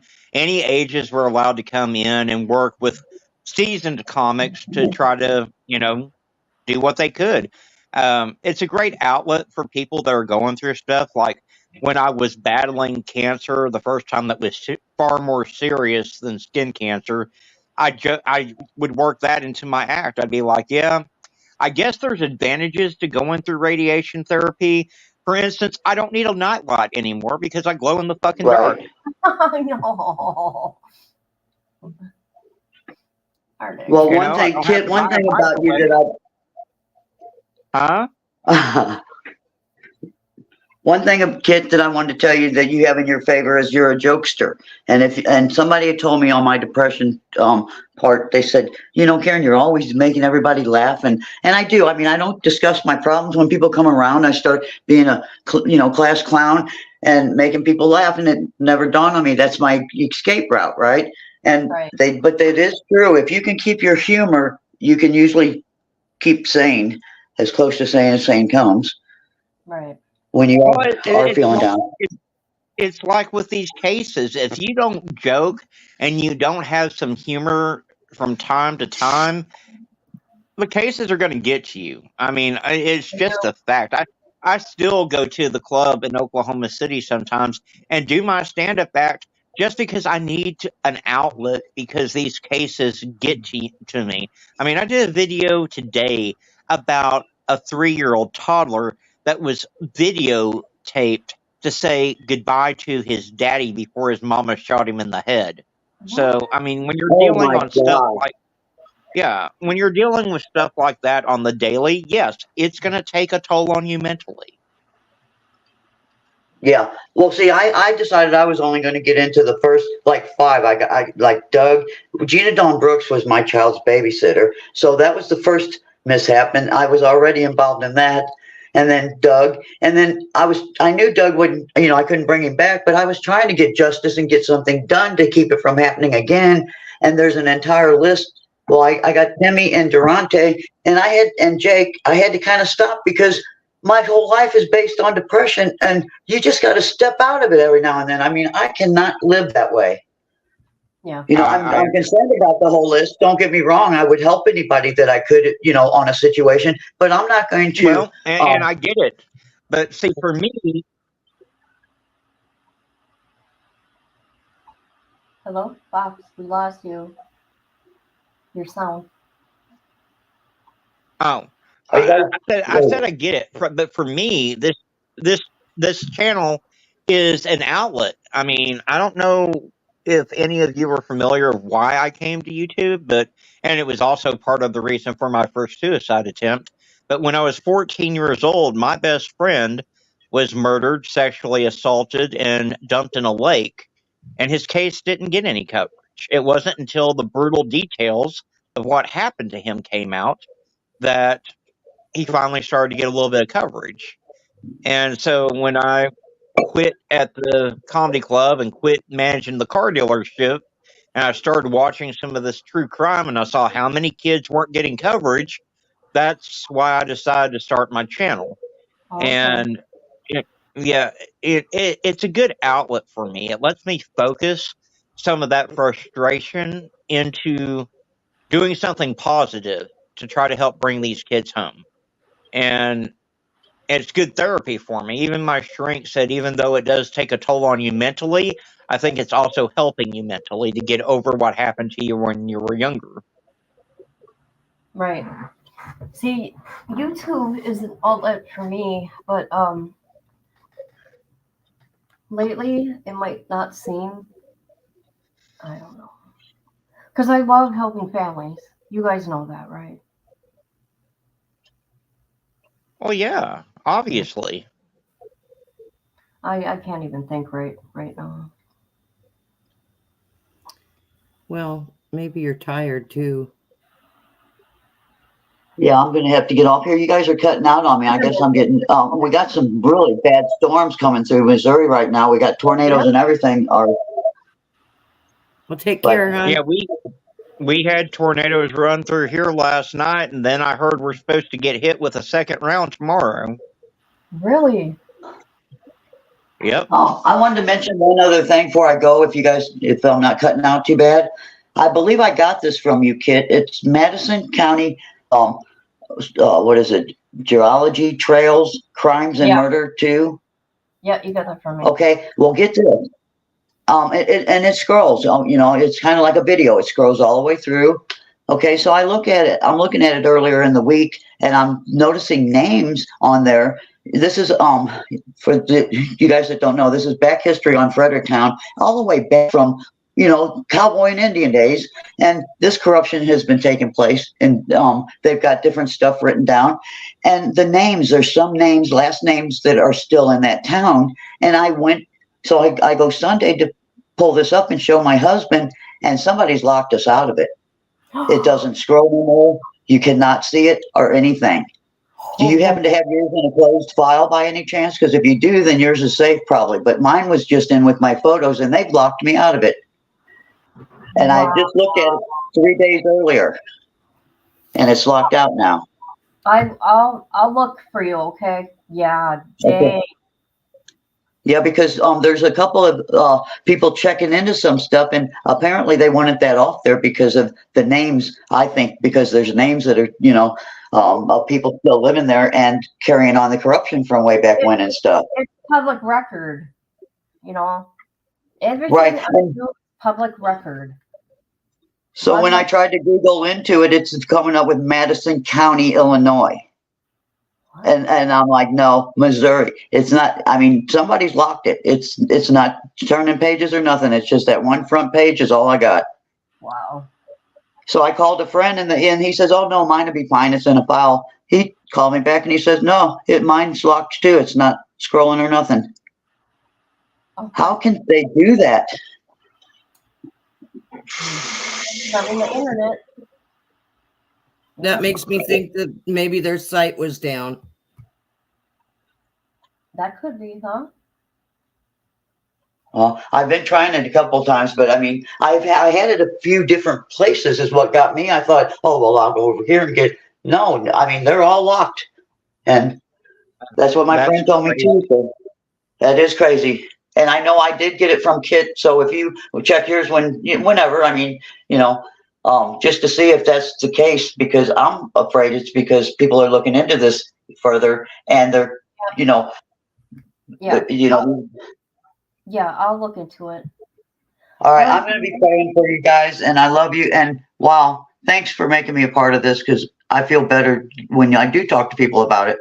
Yeah, it does help. And I'll be praying for you. And Kit, just keep a positive attitude and keep prayer going, because my mind finally got away from it. And you know what he said to me? He said on one of his ODs, he said, Mom, I don't just think if I die, just know I went happy. And I'm like, no, I'm not going to think that way. Well, when he finally got away from it, he said, I can't believe I couldn't go out of the house. I didn't feel like I could go out of the house without it being in my system. I couldn't face people. I'm like, so there is answers. Keep prayer going, and it'll work for you. I know it will. Thank you. Well, also then you think to yourself, what did I do wrong? It's all my fault. Well, let me clear one more thing up too. I was raised in St. Louis City, yes, and I tried a lot of drugs. And I'm not bragging. I thank God that I made it through it. Drugs, so I just want to put that out there. He's never used drugs. But since I've been working with these other ladies, the rumor has it one of them said something like, well, yeah, if she's not on a meth kick or something. Now, I don't know how it was worded or whatever, which really, I'm still being bullied. It really upsets me because I have this illness called narcolepsy with cataplexy, and it's like a retarded freaking illness. My eyes roll in my head. I collapse. I have no way of really, I have to just pause until it passes, and then I, have the strength to get up and move again. And I'm a loner. My whole family's passed away just about, and it's just Jeff and I, and he's working or whatever. But I've been alone on most of everything I do, and it really upsets me that somebody made a comment about meth when right now I'm in between doctors. When the COVID-19 came out or whatever, I lost my grandfathered in on my medication, and I'm just now at the end of the month going to the doctor and getting stuff. So I've been taking over the counter stay awakes and these little energy shots and whatever I can do to make myself be able to go in public at Jeff City or whatever I do. And so with these little stay awakes, I know is what does it. It gets me, Devin, and I just can't shut up. I hate them too, because it does take effect. But it also gives me the strength to be able to, to go do this and come home. But somebody thinks that I'm tweaking or whatever that means, mething out or something, and I'm not. And it really hurt my feelings because I do anything I can for this person and have. And I heard that they said something about, yeah, she's not doing meth. Well, I don't do meth. And for one, it's not a God-given product, or I might do it if I thought, if it helped my situation. But I will smoke pot till the day I die, and I have since, I've come across it. But it's hard to be scared of a drug when they sell it at your school, under the football pavilion. But, I thought, now I had asthma. Now they say marijuana is so good for some of the illnesses people have. So there, and that's a God-given product. But, as far as some gasoline chemical made shit, no, I'm not on it. And just wait till, and it'll be a type of speeder that the doctor puts me on. I'll be on some type of speeder because that's what they give you when you have narcolepsy with cataplexy. But I just want to clear that up with you in case you heard something said to you about it, because how ignorant. I don't listen to Why anybody. would somebody say something so cruel about me? It's okay. That's cool. And it doesn't seem like Doug's death is as important as the others. And you know what? No audio for some reason. I can't hear you. Hang on while I fix stuff. It doesn't matter how long it's been, 14 years. It's just as important as one that happens, today. That's how I feel. It's okay. It's All right. okay. I love you guys. I'm off here. Thank you for being on. I'll be watching for another one. You take care, okay? Yes. And any of you guys call me, please. If you need a friend, I'll be there. Thank you, Karen. Have a good night. Thank you, hon. See you guys. Bye-bye. Good night. Good night. Night. Good night, hon. Good night. So I would like to do these lives. We take turns on each other's panels and just talk. Yeah, I don't think there's anything wrong with that. I hope. I don't know. I think it'll help me. Listen. I'm being selfish right now. Okay. I'm being. That honest. is not being selfish. You stop talking like that. I'm pretty much saying, please help me. No. You will have help if you wish help or companionship. I will walk down there with you. I think it's going to be good, not just for the three of us, but for many in the community. If we can help just one person by being open and honest on our panels about our own struggles, then we've done something. So, well, that's just it. And then we could, and I bet you in time it'll grow. There'll be more people joining. That's what I think, anyways. I don't know. I hope so. Yeah. Hey, Miss Barbara. Hey, Hello, Barbara. beautiful. Hello, beautiful. well, hi, Miss Barbara. Why don't you throw that link at her if she wants to come up with you? Don't I got it pinned? Oh, I guess What? I don't. I thought I had it pinned. Maybe you do. I just looked at my phone. I didn't have it pinned. That's crazy. It's not showing up on mine, but I do see it where you just. Do you see where it? Yeah. Yes, I ma'am. thought You I have. pinned it. Yes, of course, Miss Barbara. I'm going to mute myself and take a couple minute break. I need to go potty and I'm going to go have a smoke and I'll be right back. All right. Okay. Well, I'm just going to sit here and vape. That's what I'm doing. You just jibber jabber with our friend Miss Barbara.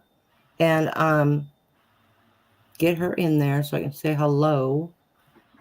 You know, Fox, I really appreciate you too. You know that, right? I do too. I do. I love your guys' Well, advice. You may not think that I'm listening, but I am. Okay.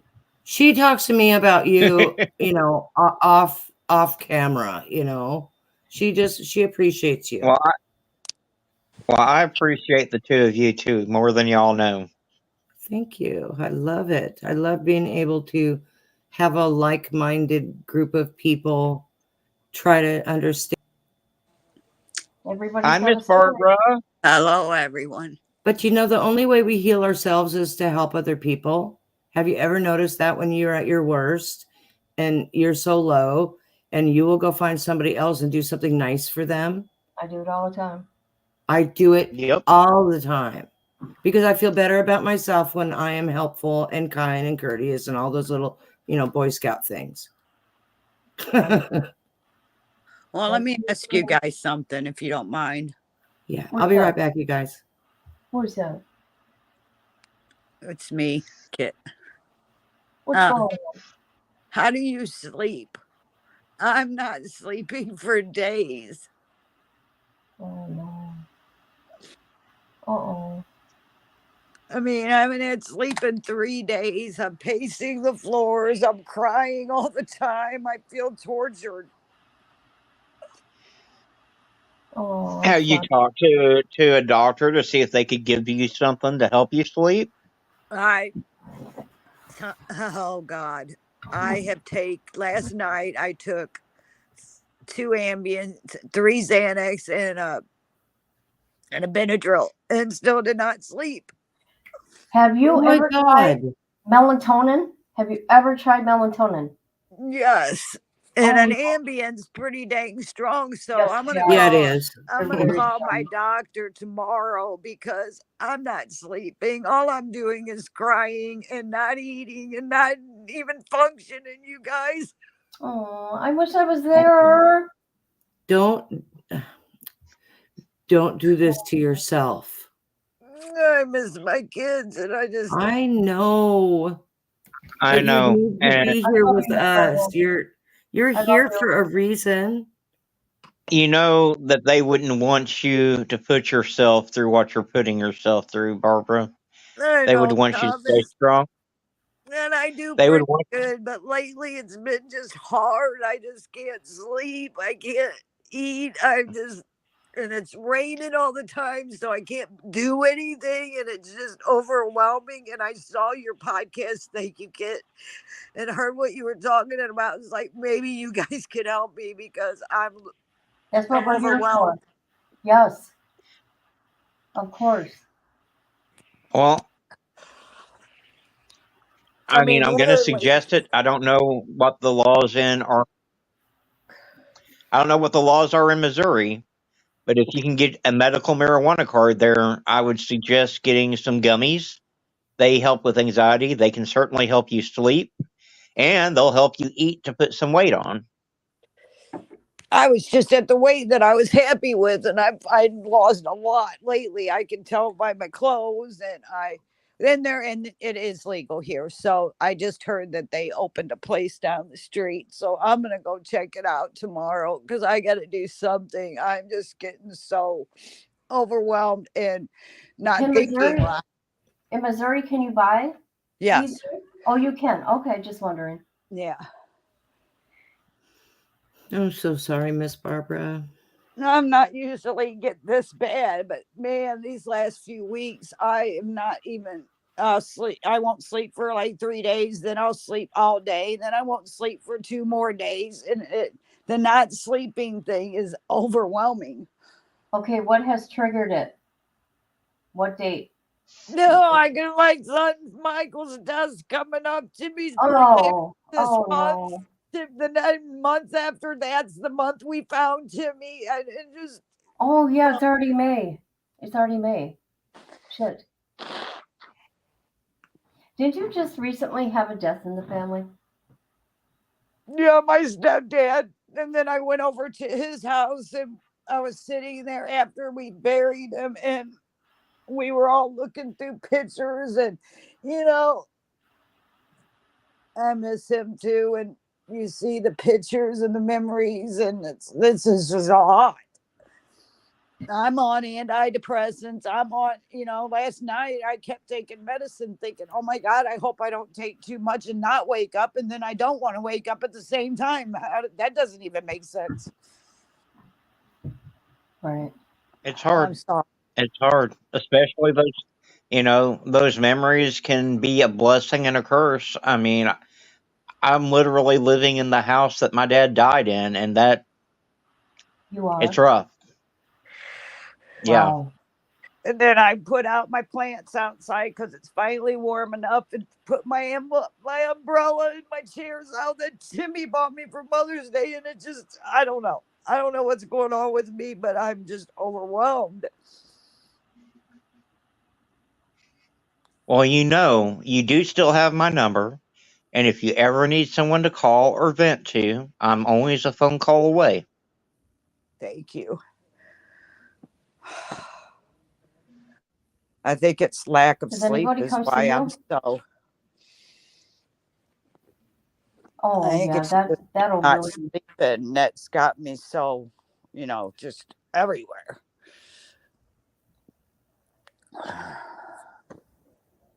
And like I said last night, I'd wait an hour and I'm watching daylight come, and it's like, come on, please just let my brain shut down so I can sleep. I just want to sleep for a little bit.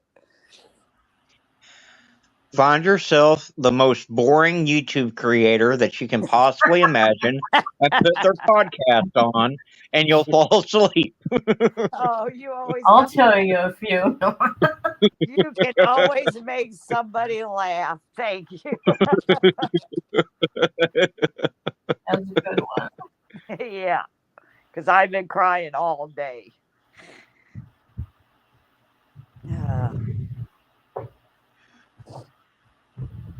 And then you get frustrated because nobody does anything. Well, what we could do, okay, I'm gonna be funny. Okay, Say it, kid. Say it. If it's gonna make me laugh. Listen, what we could do sometime is we could all meet back in StreamYard, right? But we don't go live, and we can go around making fun of people. Yeah, I got a few. That works for me. Ain't that funny?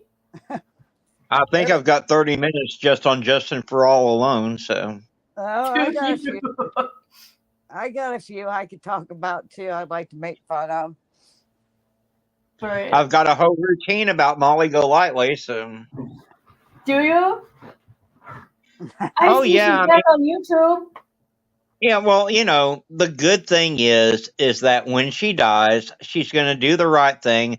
That way they can recycle all the silicone in those fake titties and make computers for underprivileged kids.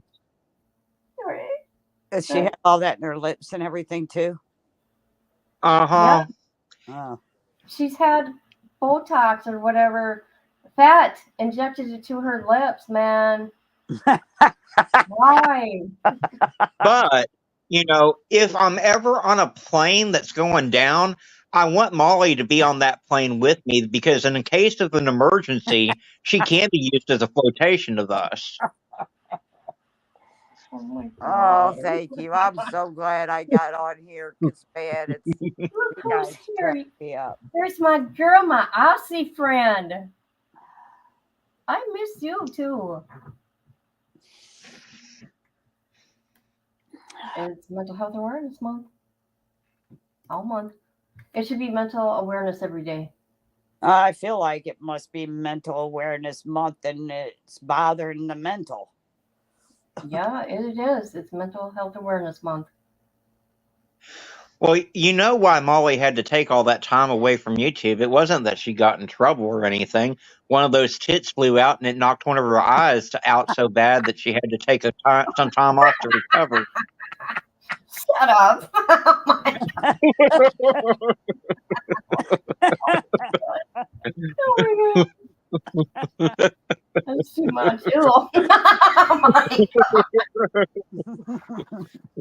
Oh my God, I just got a vision. Thanks a lot. Hey, I do know somebody that just had hers pop not too long ago and had to get a new. What?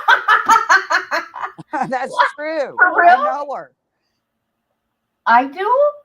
No, I know her, and she told me. I ran into her. It's been a few months ago, though. I ran into her, and she said, "Yeah, I'm going to get my flat fixed." And I kind of looked at her like, "Oh, you got a flat on your tires?" She goes, "No, my flat." And then she showed me her chest, and one of them went flat. So she was going in for surgery the following week to get it fixed. Well, that's why you should carry a can of Fix-A-Flat with you everywhere you go if you're going to do something like that. You just never know. Well, Tom, did you see the one that was that video? It was many years ago that was going around that people I got a funny one. that were using got a that funny one. Fix-A-Flat. That Fix-A-Flat they were putting in their butts to make their butt cheeks bigger. Did you see that? No. Oh God! Don't say that on a panel, Barbara. You're going to give some of these creators ideas. Okay, Well, I got it a funny didn't one. go Arctic, well for him. Arctic, I got a funny one. You want to hear it? Yeah. Molly, if Molly goes missing or she's murdered and we need to find her remains, we'll find her. You want to know how? Even if she, her body disintegrates? From her the serial numbers on her,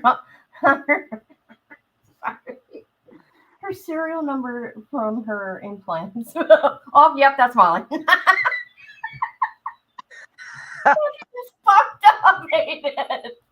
Well, if something happened Well, to me and they found me, it would be from the metal plates in my neck. I couldn't say it right. I couldn't spit it out right. You know Well, what I'm Molly's getting long in the tooth too. It may be from the serial number on her hip implant before much longer. I always wonder, do you think that she did something with her cheekbones, you guys? Oh, absolutely. She had to. That ain't normal. They put new cheekbones in. I mean, even guys are going in and having chest plates put in their chest to make them look like they work out all the time. Oh my God. Oh, don't get me started on that stuff. When I was a kid, you never saw these drugs and stuff advertised on TV. Now every time I turn on the TV, it's a commercial for Viagra and shit. One of my neighbors, he was having problems, so he went and got that Viagra. Okay, well, that's all well and good, but they gave him the Viagra cream that he had to rub on, and he doesn't know when to stop rubbing, so he's like, it's working, it's working out. Oh my God. Do they really make The that? other- Do they make that? The other neighbor, he went and got one of those penile implant devices, and that was working out real well. But then we all got electronic garage door openers, and so now his sex life has its ups and downs. Oh shit. Oh, you're not right. You're not right. You're really coming for you. No, Well, you know what I heard about that Viagra? I heard that Viagra make you go blind. It does?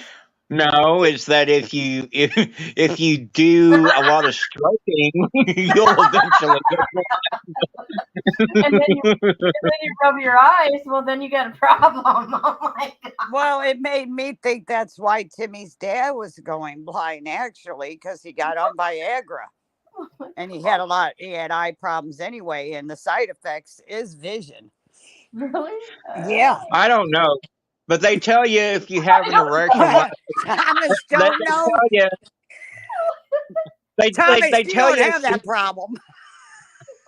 Well, they tell you that if you have an erection that lasts more than 4 hours, you're supposed to call your doctor. I ain't calling no damn doctor. I'm going on Facebook and I'm bragging about that shit. Well, apparently, Thomas, you don't need it because you don't know nothing about it. Man, I'm glad I caught you guys. You make me laugh. Thanks. I'll tell you what, and this is a true story. It's not one of my funnies, but we were having a sales meeting at the dealership one day, and the owner of the dealership was like the biggest prick in the world. So right before the sales meeting, I emptied out his Advil and I put Viagra in his Advil container. Did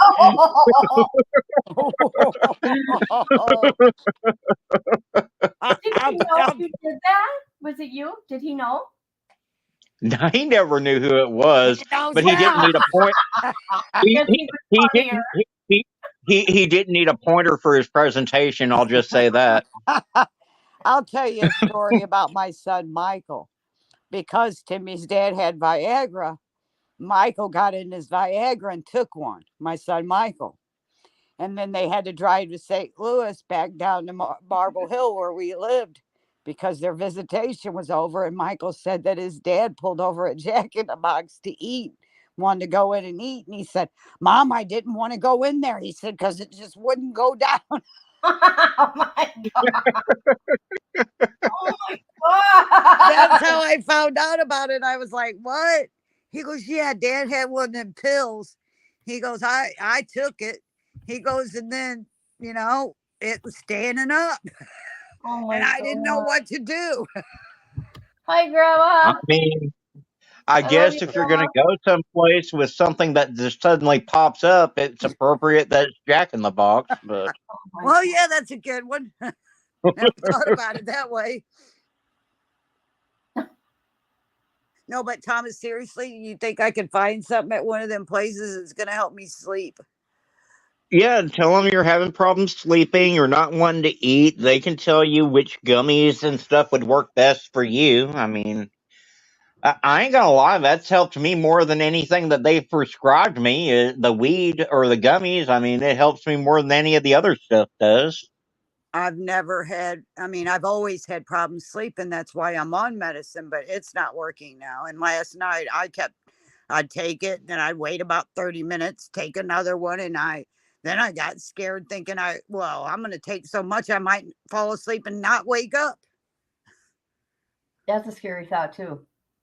And at the same Yeah, time, same time with that is there's a part of me that don't want to wake up. Well, you've got to be real careful with that Ambien. That stuff is dangerous. I've been on Ambien since 2005, Thomas. You know what Yeah, happened well, to me on Ambien? I would walk to the fridge and eat, but I was sleepy. Yes. They would find me in the fridge sitting on the floor eating the food. Good thing Be careful with be careful taking Ambien if you're taking Xanax. Don't put them together. I always have. That is crazy. They've always put me to sleep. But Yeah. this past week or so, I have been up, for 3 days straight. And last night I couldn't take it anymore. So I kept taking another one and another one. And then I got to thinking, well, man, if I keep doing this, I might not wake up. Then I started crying because I'm getting depressed over it all. And I was like, well, I really don't want to wake up anyway. Yep. My grandma was doing all this. My grandmother was in the early stages of Alzheimer's, and they gave her one Ambien while she was in the hospital. And I swear to this day that threw her into full-blown Alzheimer's overnight. Oh, I bet. Oh. I know a lot of people that can't take Ambien. I've just never had a problem with them before. I take my Ambien before I go to bed with the Xanax, and I go to sleep. But it's not working. And I even got the Benadryl out with them last night. It's like, what am I going to do? So I did get about 4 hours sleep today. And now I'm sitting here going, now what am I going to do tonight? How am I going to sleep? Do you have a counselor? I've been seeing a counselor, and this might be triggering it too. Because I went 3 weeks ago. I go every Tuesday. And 3 weeks ago I went, and he goes, I'm graduating. I'm going to be moving on. And I'm like, well, I'm not coming back then. Oh, no. And I haven't heard from him. Leave. And I haven't heard from him since. And honestly, Grandma, I do not want to keep going to counselors, starting all over with you, because they don't read the stuff. They just make you start all over and have to relive the stuff. I understand. I've been through 3 or 4 different counselors in the last 5 years, and I feel you, because you don't. It's like reopening the wound all over again. Right, and I really liked the guy. You know, I was comfortable with him, and I could talk to him. And when I'd leave there, I'd take about 5 breaths every time I go, because it gives me the strength to get through the next week. And then now he's, you know, and then I haven't been there in 3 weeks. I would have thought I thought he cared about me. I thought he would have called and said, "Why haven't you been here?" And it's like, well, if you're leaving, what's the point? Because they'll assign someone else for you to see. And to start all over? That's Yes. the problem. I had 7 in the space of about 2 years. Oh, I don't want to do that. I don't want to keep reliving everything. But you know what? You get to the point. Now, I know this sounds completely stupid. After you do that and you keep doing that with these new people, you start to tell your story like quicker, like it doesn't mean as much. Okay, then I did this and then this and then this. And this happened to me and that happened to me. And blah, blah, blah. And you get to where you're kind of desensitized to telling the story. And what happens is at that point, when it isn't as crushing to talk about it anymore, that's when you start to heal. When you can say it like, these things happened and these are facts. This is why I feel the way I do, because all of these things happened. Well, see, this is the deal, Grandma. I feel so like my childhood sucked. I'm just going to be straight up with you. And my mom dropped us 3 kids off when we were little and never came back. And then I lived through that and lived through all these other things. And I thought when I got older and had my own kids that life was going to be a little easier than it was when I was a kid. And now I'm in this situation. And it's like, so when does it get? When does something good happen? All the years in between were the good years with your kids. And think about all the people you've met in your journey in trying to get justice for Timmy that you never would have met along the way. You've got you've got another whole family that is here that love you, that care about you. So, I mean, there has been some good come out of it if you think about it. You're right. And that's it. This is not what you've been fighting for, to give up. That's what I said earlier when you were saying you just want to give up. Well, because I'm alone all the time too, and that doesn't help. I'm always alone. My kids used to come by and see me. I'm always by myself. Always. Yeah. Ouch. Barbara, do you remember what I told you when we first found Timmy? That at some point you should consider fostering because you have so much love to give. Maybe it's time for you to look into that. Well, that way you wouldn't be alone all the time. You know, that's pretty amazing you said that, because a lady from foster care place called me and she said my name got recommended to her and wanted to know if I would foster care these 2 kids. But the problem was I didn't have the time to do that at the time because I was going to Fredericktown, and the 2 kids had some very bad issues. One of them had speech problems and had to be at speech therapy once a week, and the other one was a brand new baby. Thomas, it's like, I'm 50 years old. I said, I wish I could do that, but she said she would keep me on the list and call me later when my life is a little, because until I get justice, I don't really have time. There's advantages to a brand new baby. You change their diapers now, and in 20 years, they'll change yours. There you go. There you go. Kit, I'd like to drop a link, and it's for Grief Share, which is in or near Fredericktown. Okay.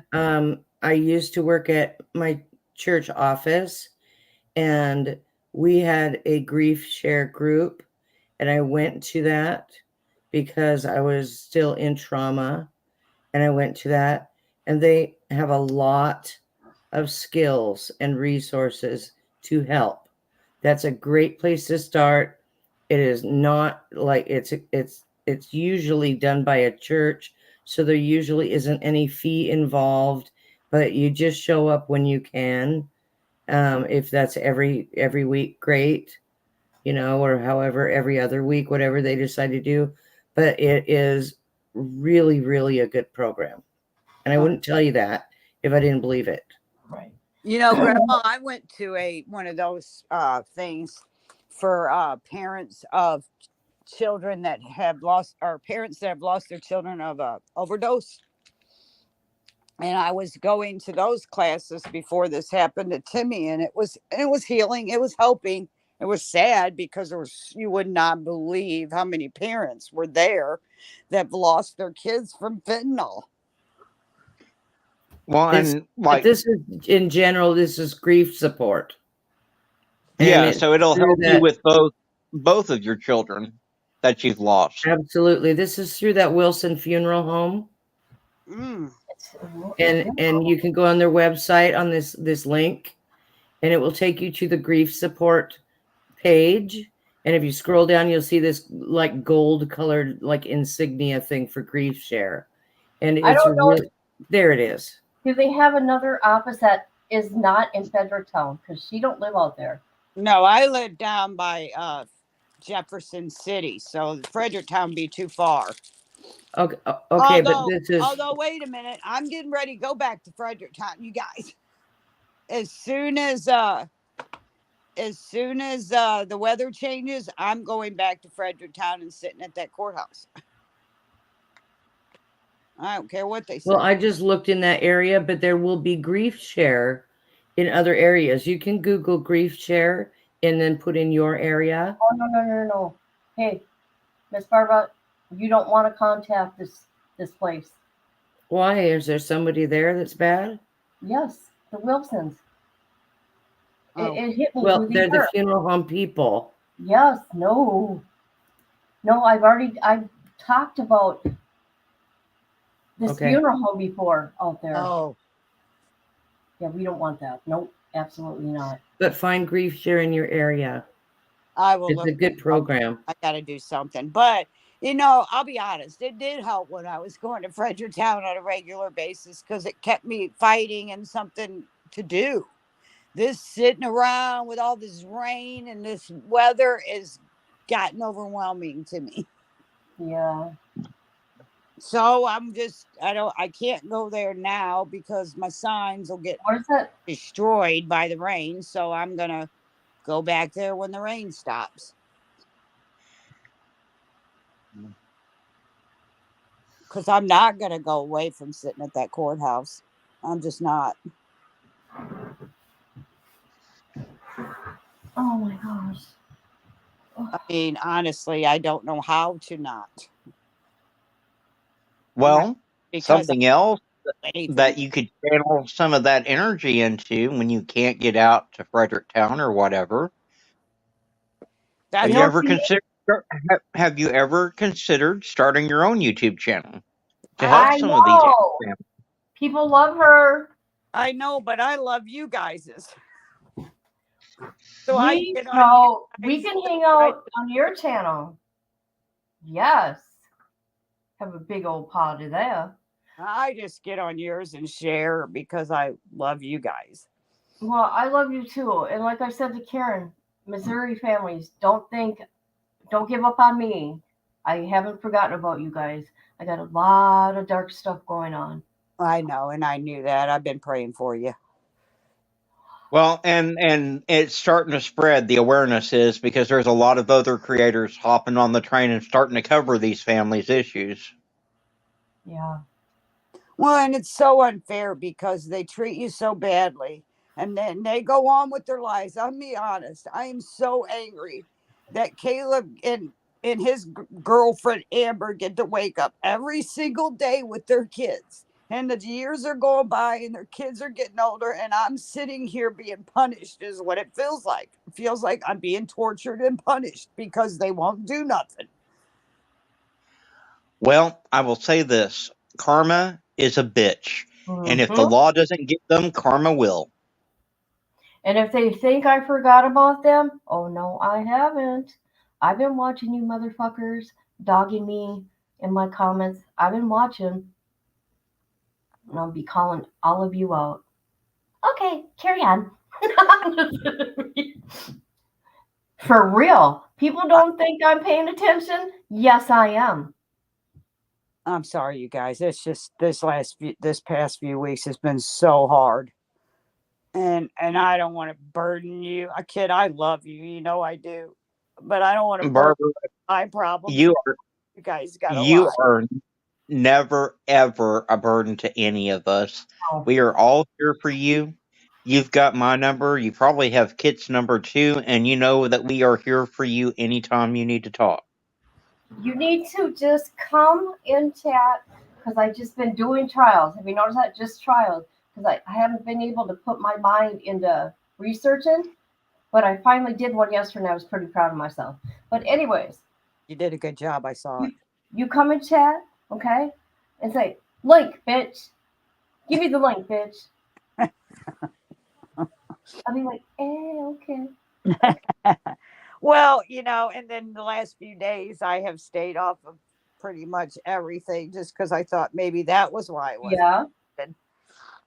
You got to step back from it for a little bit. Right. But Sunday I saw you, Thomas. You were everywhere. I saw you everywhere. I'm telling you, I got dragged all over these YouTube streets. Making your rounds, huh, Fox?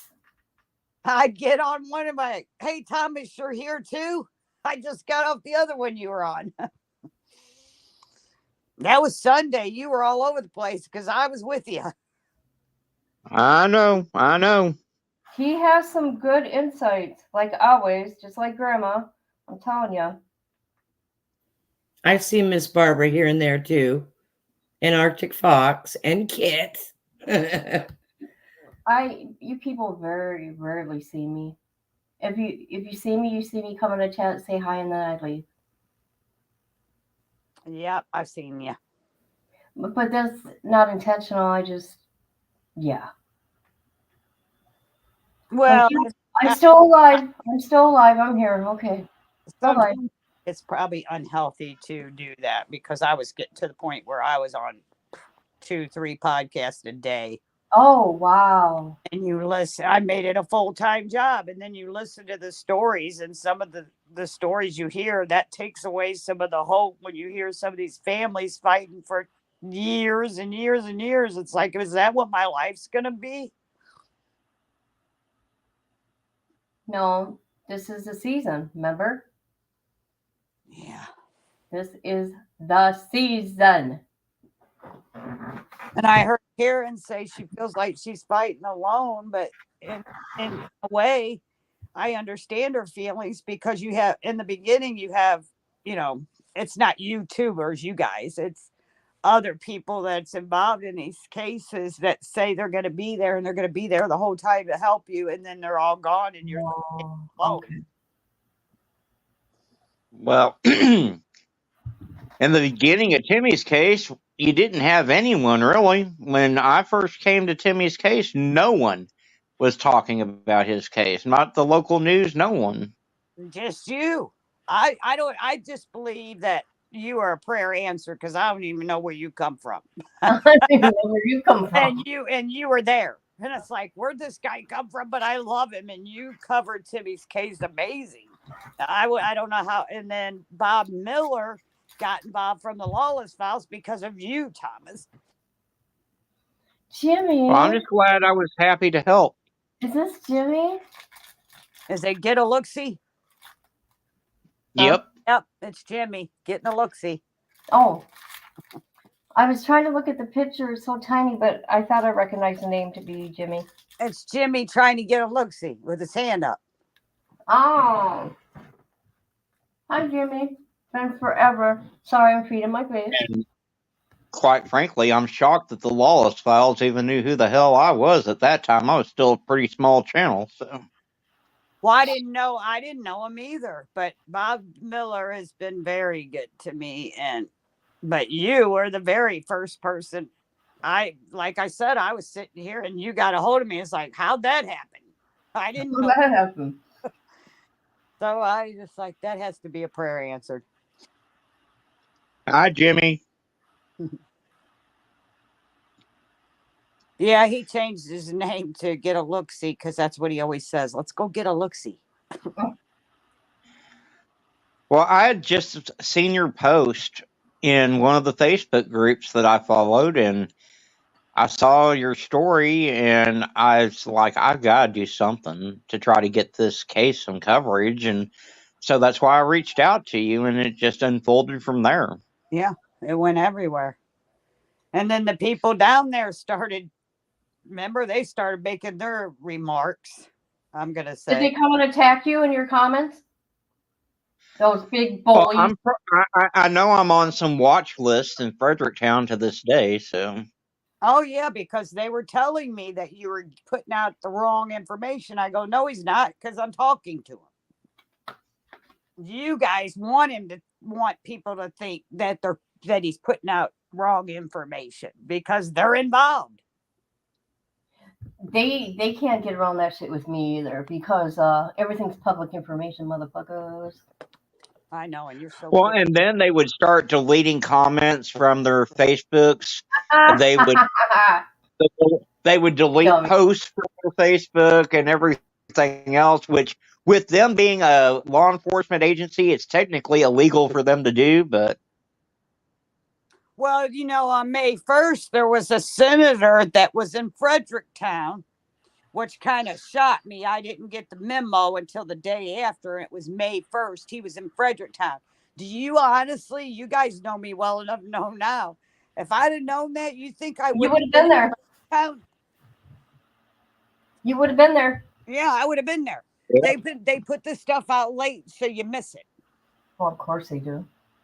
And it's like, well, somebody told me, well, he wouldn't have done anything for you. I said, I know he wouldn't do anything for me. Believe me, I've tried everywhere with the senators and stuff. I said, but you know what? When he's walking around the town and they're recording it, they'd have seen me sitting there at least. Right. That's why I saw it, but it was too late because they put the memo out the day after on May 2nd instead of May 1st, that he was there on May 1st. So now people hide things that's going on there from me, so I can't be a big offense. I'll find it for you. I will. And then let's go on to the little.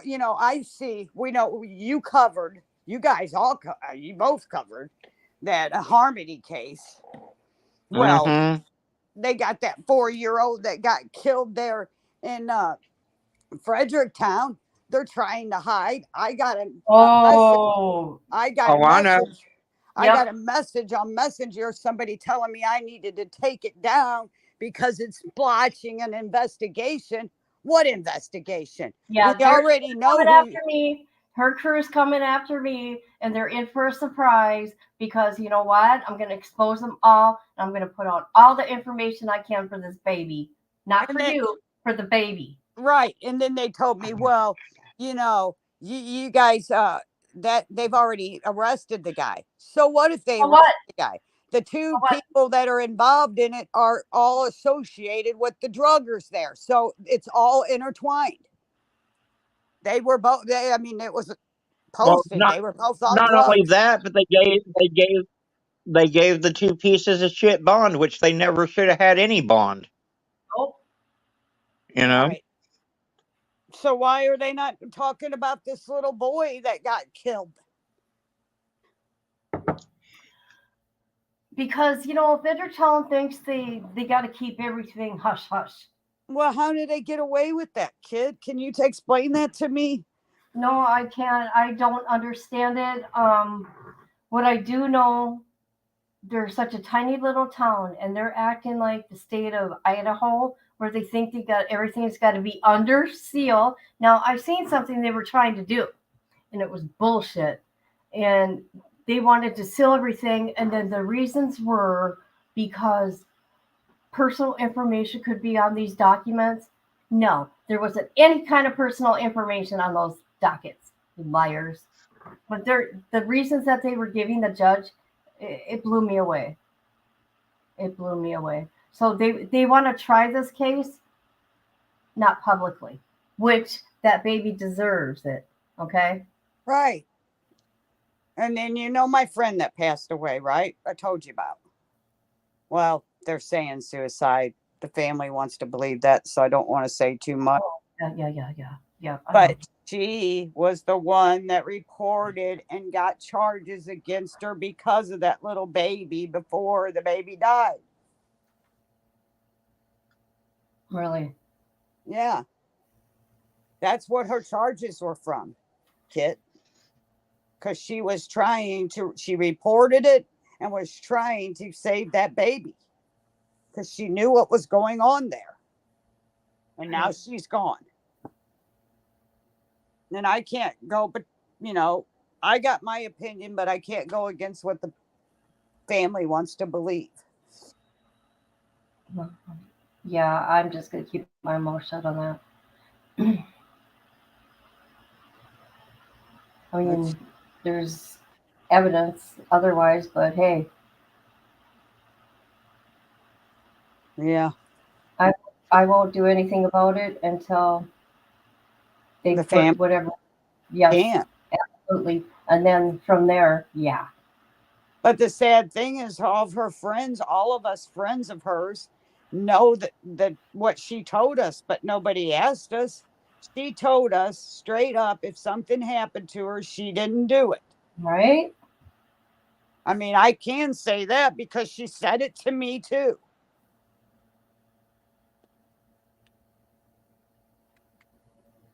Pretty girl too. Sweet girl. She was an activist big time. Oh, yeah, she was. She traveled around for people, and she was always at Timmy's events. Never, not once. She would travel from Kentucky to be here for Timmy's events.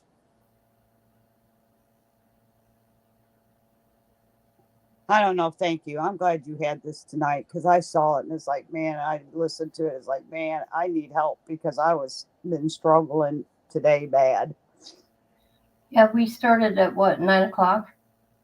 No, 8 o'clock. Yeah. Well, I was on 8. Okay. Another podcast. I don't know if you saw it yet, Kid, or not, but her name's Sonova. Have you seen her podcast, Thomas? I haven't. I was in there the other day when she was doing. I think it was Durante's case. I can't be for certain, but she was doing one of the Fredericktown cases. Yeah, she did one tonight on Kirkpatrick. So every Tuesday night she's doing a story, but she doesn't talk to the families. She does her own research and then she puts it out there. And honestly, there's a few of the cases I listened to that she did. And I learned more about the cases from her doing her own research and putting it out there than having the family members on the podcast. Because, we're emotional. So we go all over the place. So the facts don't get out there as good sometimes. Well, it's your Yeah, story. I told her I would love to collaborate with her sometime on some of these Missouri cases, especially. So. Well, that's where I was earlier because I know she does that on Tuesday nights now. I actually won one of her books. You won a book? Yeah, she writes books. Oh. And I won a book. I was like, oh, I finally won something. That's cool. She gives a book away every time she does her podcast on Tuesday night about Fredericktown. Okay. My sister won the book the next week. Is she? Yeah. But she writes a lot of true crime books with a lot of. That's got to be expensive. Yeah, and she sells coffee. Oh. On her podcast too. I've gotten away from coffee because I have a hard enough time sleeping. I felt like I maybe needed to get away from coffee.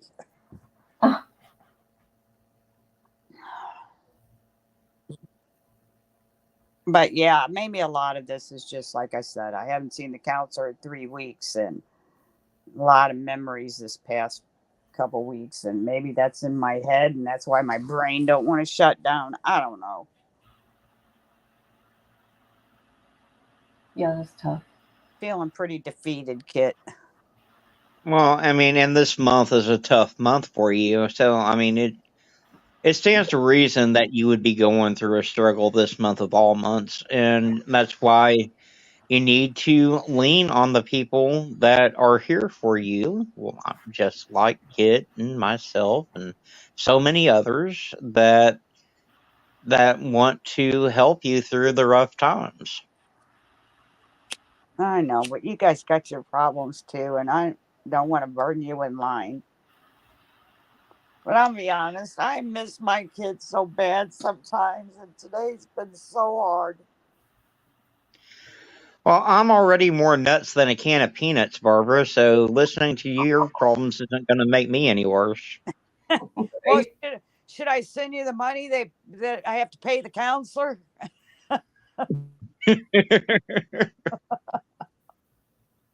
You got to pay your counselor? $30 a week I had to pay him. You? Every time I go in there, I had to pay $30. Wow. As blessed, my neighbor's been giving me the money because she said she wants me to be there. So I was going. And then when he said that the last time, it was like, well, what's the point of coming back then? And then my feelings got hurt because he always text messaged me, are you going to be here? And I haven't heard anything in 3 weeks. It's like, well, I thought the guy cared. But now I'm feeling like he didn't care either. Well, if he left, he may not text or reach out. Once they leave the facility, they're probably not going to reach out. I mean, none of mine reached out to me when they left. In fact, I didn't even know that my last psychologist had left until they were calling to confirm the appointment. And they were like, oh, by the way, you won't be seeing Felicia this time. You'll be seeing Nikki. I'd be like, oh, no.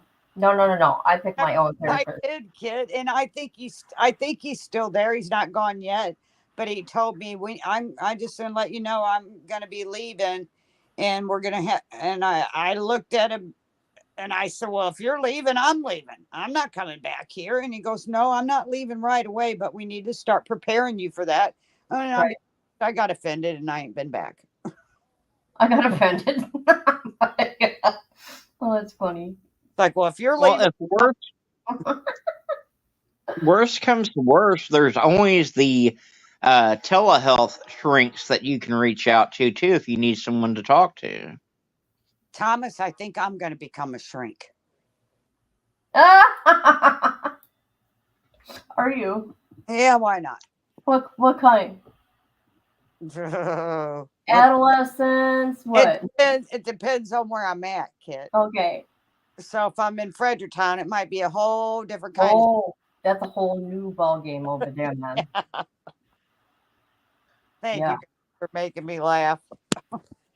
Be sure to wear a body cam at all times. Maybe I do need to invest in a body cam. Yes, but hey, you if I do. go to Fredericktown, I might get struck by lightning with my body cam.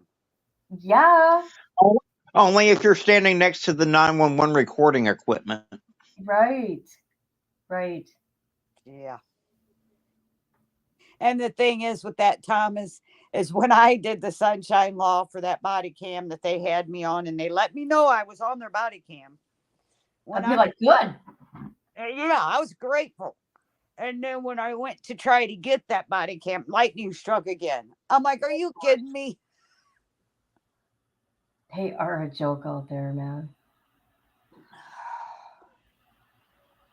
I just pray to God something changes so nobody else dies there. Because, I mean, how many people have died since I met you, Thomas? Oh, I know. I mean, and I think the first case that I covered from that area was Gina Dawn Brooks, and that was before I did Timmy's case, I think. I'm sure. I mean, I've covered several, and like I said, there's other areas in Missouri where the fuckery goes on too. There's a case, Mark Fullerton, that is in a different part of Missouri, and it's sketchy as fuck too. Well, the thing that bothers me too is I've been in contact with that Chapman boys family. Yeah. And they found him. It's been 3 years. They found him, And I've been keeping in contact with them because they've been waiting for the detective to sit down with them and everything before they could get, everything they needed. And she finally got a hold of me and she said, because my only question was, did he have his teeth? Because he was found not far from Fredericktown. It's a small little town close to Fredericktown, and he was found in a small creek. All the scenarios of Timmy, and he has all his teeth. And he had his teeth, right? Yeah, Yeah. had all his teeth. Probably had his hair and his fingernails too. Right. Because like I said before, I've seen bodies exhumed after 100 years that still have their hair. Yep. I've never seen a body that's laying in a field for 5 months that don't have any hair at all. Because he was moved. Because he was dumped like trash. He was in that damn storage locker. Yeah, He was in that storage locker. Yep. And I hate to say it, Barbara, but I think they put him in acid to get all the hair and the nails. I agree. Yeah, and you know what's strange about that, Thomas, is I was on a podcast, I don't know, last week or so, and they were talking about that. And you'll probably know exactly what case I'm talking about. It's the woman that they just found, and they thought the husband killed her, and with that dart. You know what I'm talking about? Mary Morphew. Oh yeah, Suzanne Morphew. Oh yeah, okay. Well, they found her body after 4 years, and they tested her bones and her marrow, and they found out what she died from. Why didn't that do that to Timmy? That's a good question. And I'm willing to bet that Suzanne probably still had some hair too. I mean, I don't know. I didn't see her remains, but I would imagine that she still had hair or nails for them to test. They said they tested her marrow to find out who she was, if it was her. And I'm well, wait a minute. Why wouldn't they test Timmy's marrow then? Yeah, and they got the cause of death from there. Yeah, because that's how they found out she had 3 different kinds of drugs in her from that dart, right? Yep. All I know is that Barry better be sweating bullets now. Oh, yes. Oh, yeah. But you know what? I still have a bone of Timmy's, and I almost opened the box after I had the DNA test done.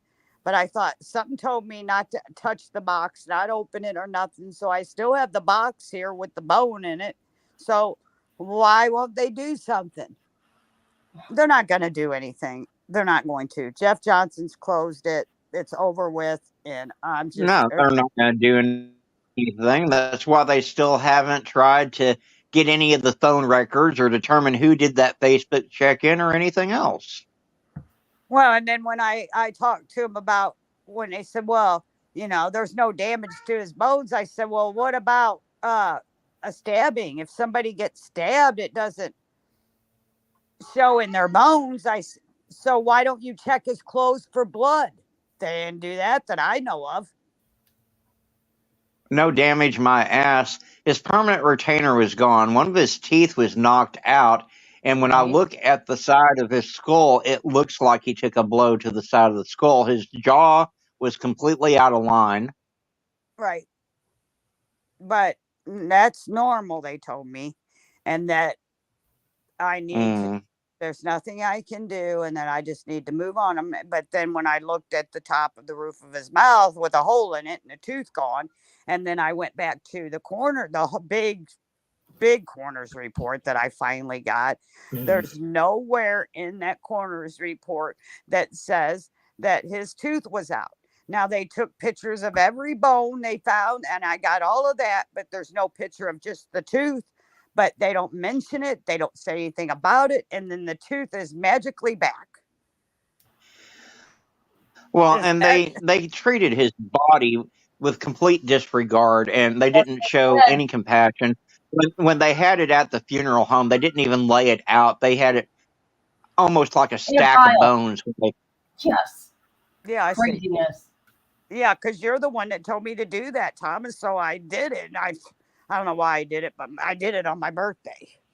I went there on my birthday. I told the funeral director, I said, I want to see my son. He looked at me like I was nuts. I said, hey, he goes, you sure you want to see that? You know what you're going to see? And I said, yes, sir, I do. I don't believe anything anybody's telling me down there. So I want to look at my son. So I took the pictures. I sent them to you. Remember, his tooth was back. Yep. I never even thought anything of it until I got the pictures of on the scene. And then I said, Well, now his tooth's gone. I've got pictures that show one of his top teeth missing in his skull. Yeah, but that was after the fact. When I went to the funeral home and took those pictures of him, his tooth was back. It was in his mouth, so I never thought anything of it.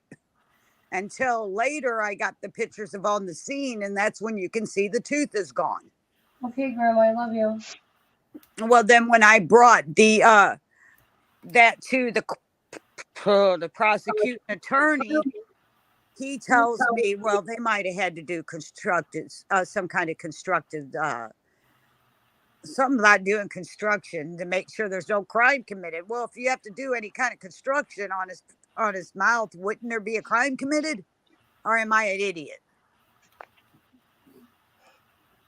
There's so many red flags in that case.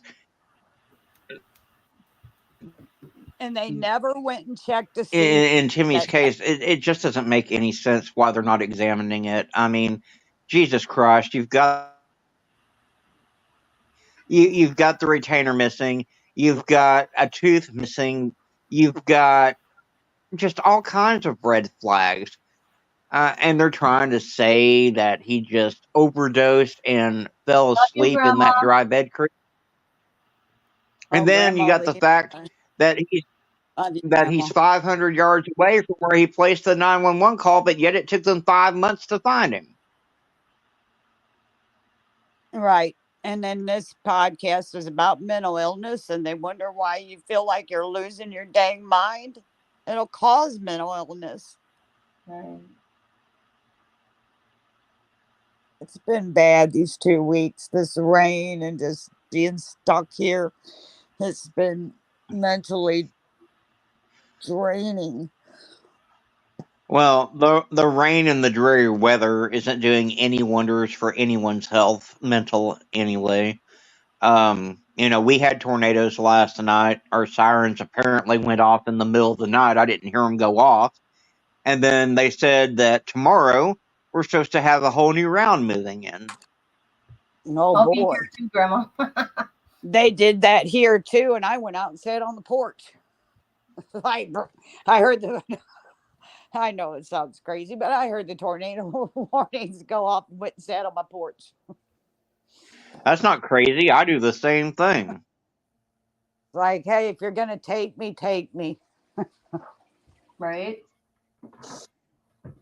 All right, I'm gonna get going because I have I'm gonna go live in the morning because of the trial, but I'm leaving at noon because I have to go get tested, more testing for lung cancer.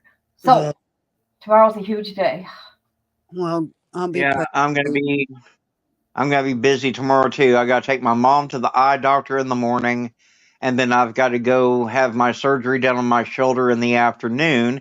And in between that, she's gonna have 2 or 3 therapists come in to visit her. So, Thomas, you're having shoulder surgery?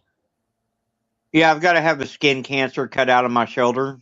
Oh, that's crazy. I had shoulder surgery, and that's no joke. I mean, you can't sleep laying down for 2 days. You have to sleep sitting up. Oh, I just had one cut out of my back a few weeks ago, and I just recovered from that, but they found a spot that they biopsied when they did that surgery, and it came back as cancer. So now I got to go back in, go through recovery all over again. So yeah, they're saying I have 2 lesions on my lungs, but I'm not going back. I'm not going to the doctor. I ain't doing it.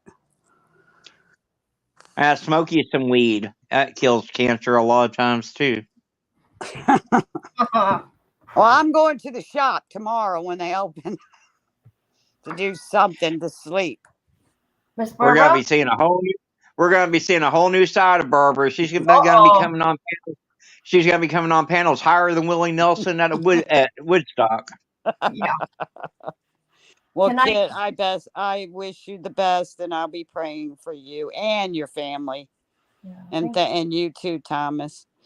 Thank Well, you. we're always keeping you in our prayers, Barbara. Thank you. You guys have a blessed evening. Don't think I've given up, okay? I don't want you to think that, okay? Oh, I didn't think that, kid. I know what's going on behind the scenes. I love you. I love you. What trial are you doing tomorrow? Karen Reed, because it's so interesting. Okay, I could not listen to that other dude. Chad Daybell, that's so boring. Oh, and I can't stand him. It's so slow. But can I end this with Timmy and Michael? Sure. Okay, hold on. I gotta get that banner out the screen. All right, this is how we're gonna end it. I love you, Miss Barbara. I love you guys. Don't ever forget. Thank you both. And I love you. I'm so glad I got on it. I feel so much better. And Fox, I love you too, bro.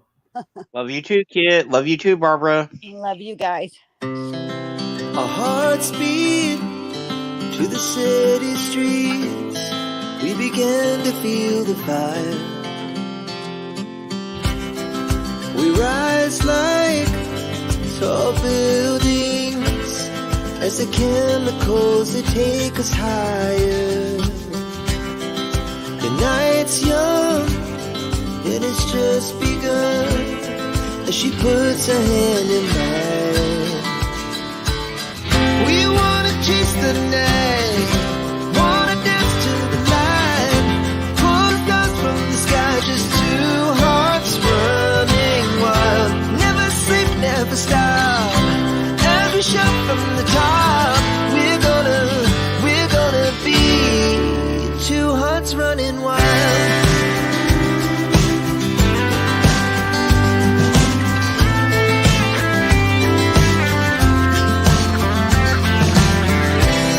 Now the morning is the afternoon.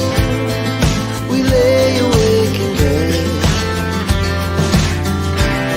The laughs so loud as the hours pass. We're gonna do it all again. We wanna chase the night, wanna dance to the light, pull the stars from the sky, just two hearts running wild. Never sleep, never stop, as we shout from the top. We're gonna be. We're gonna be two hearts running wild.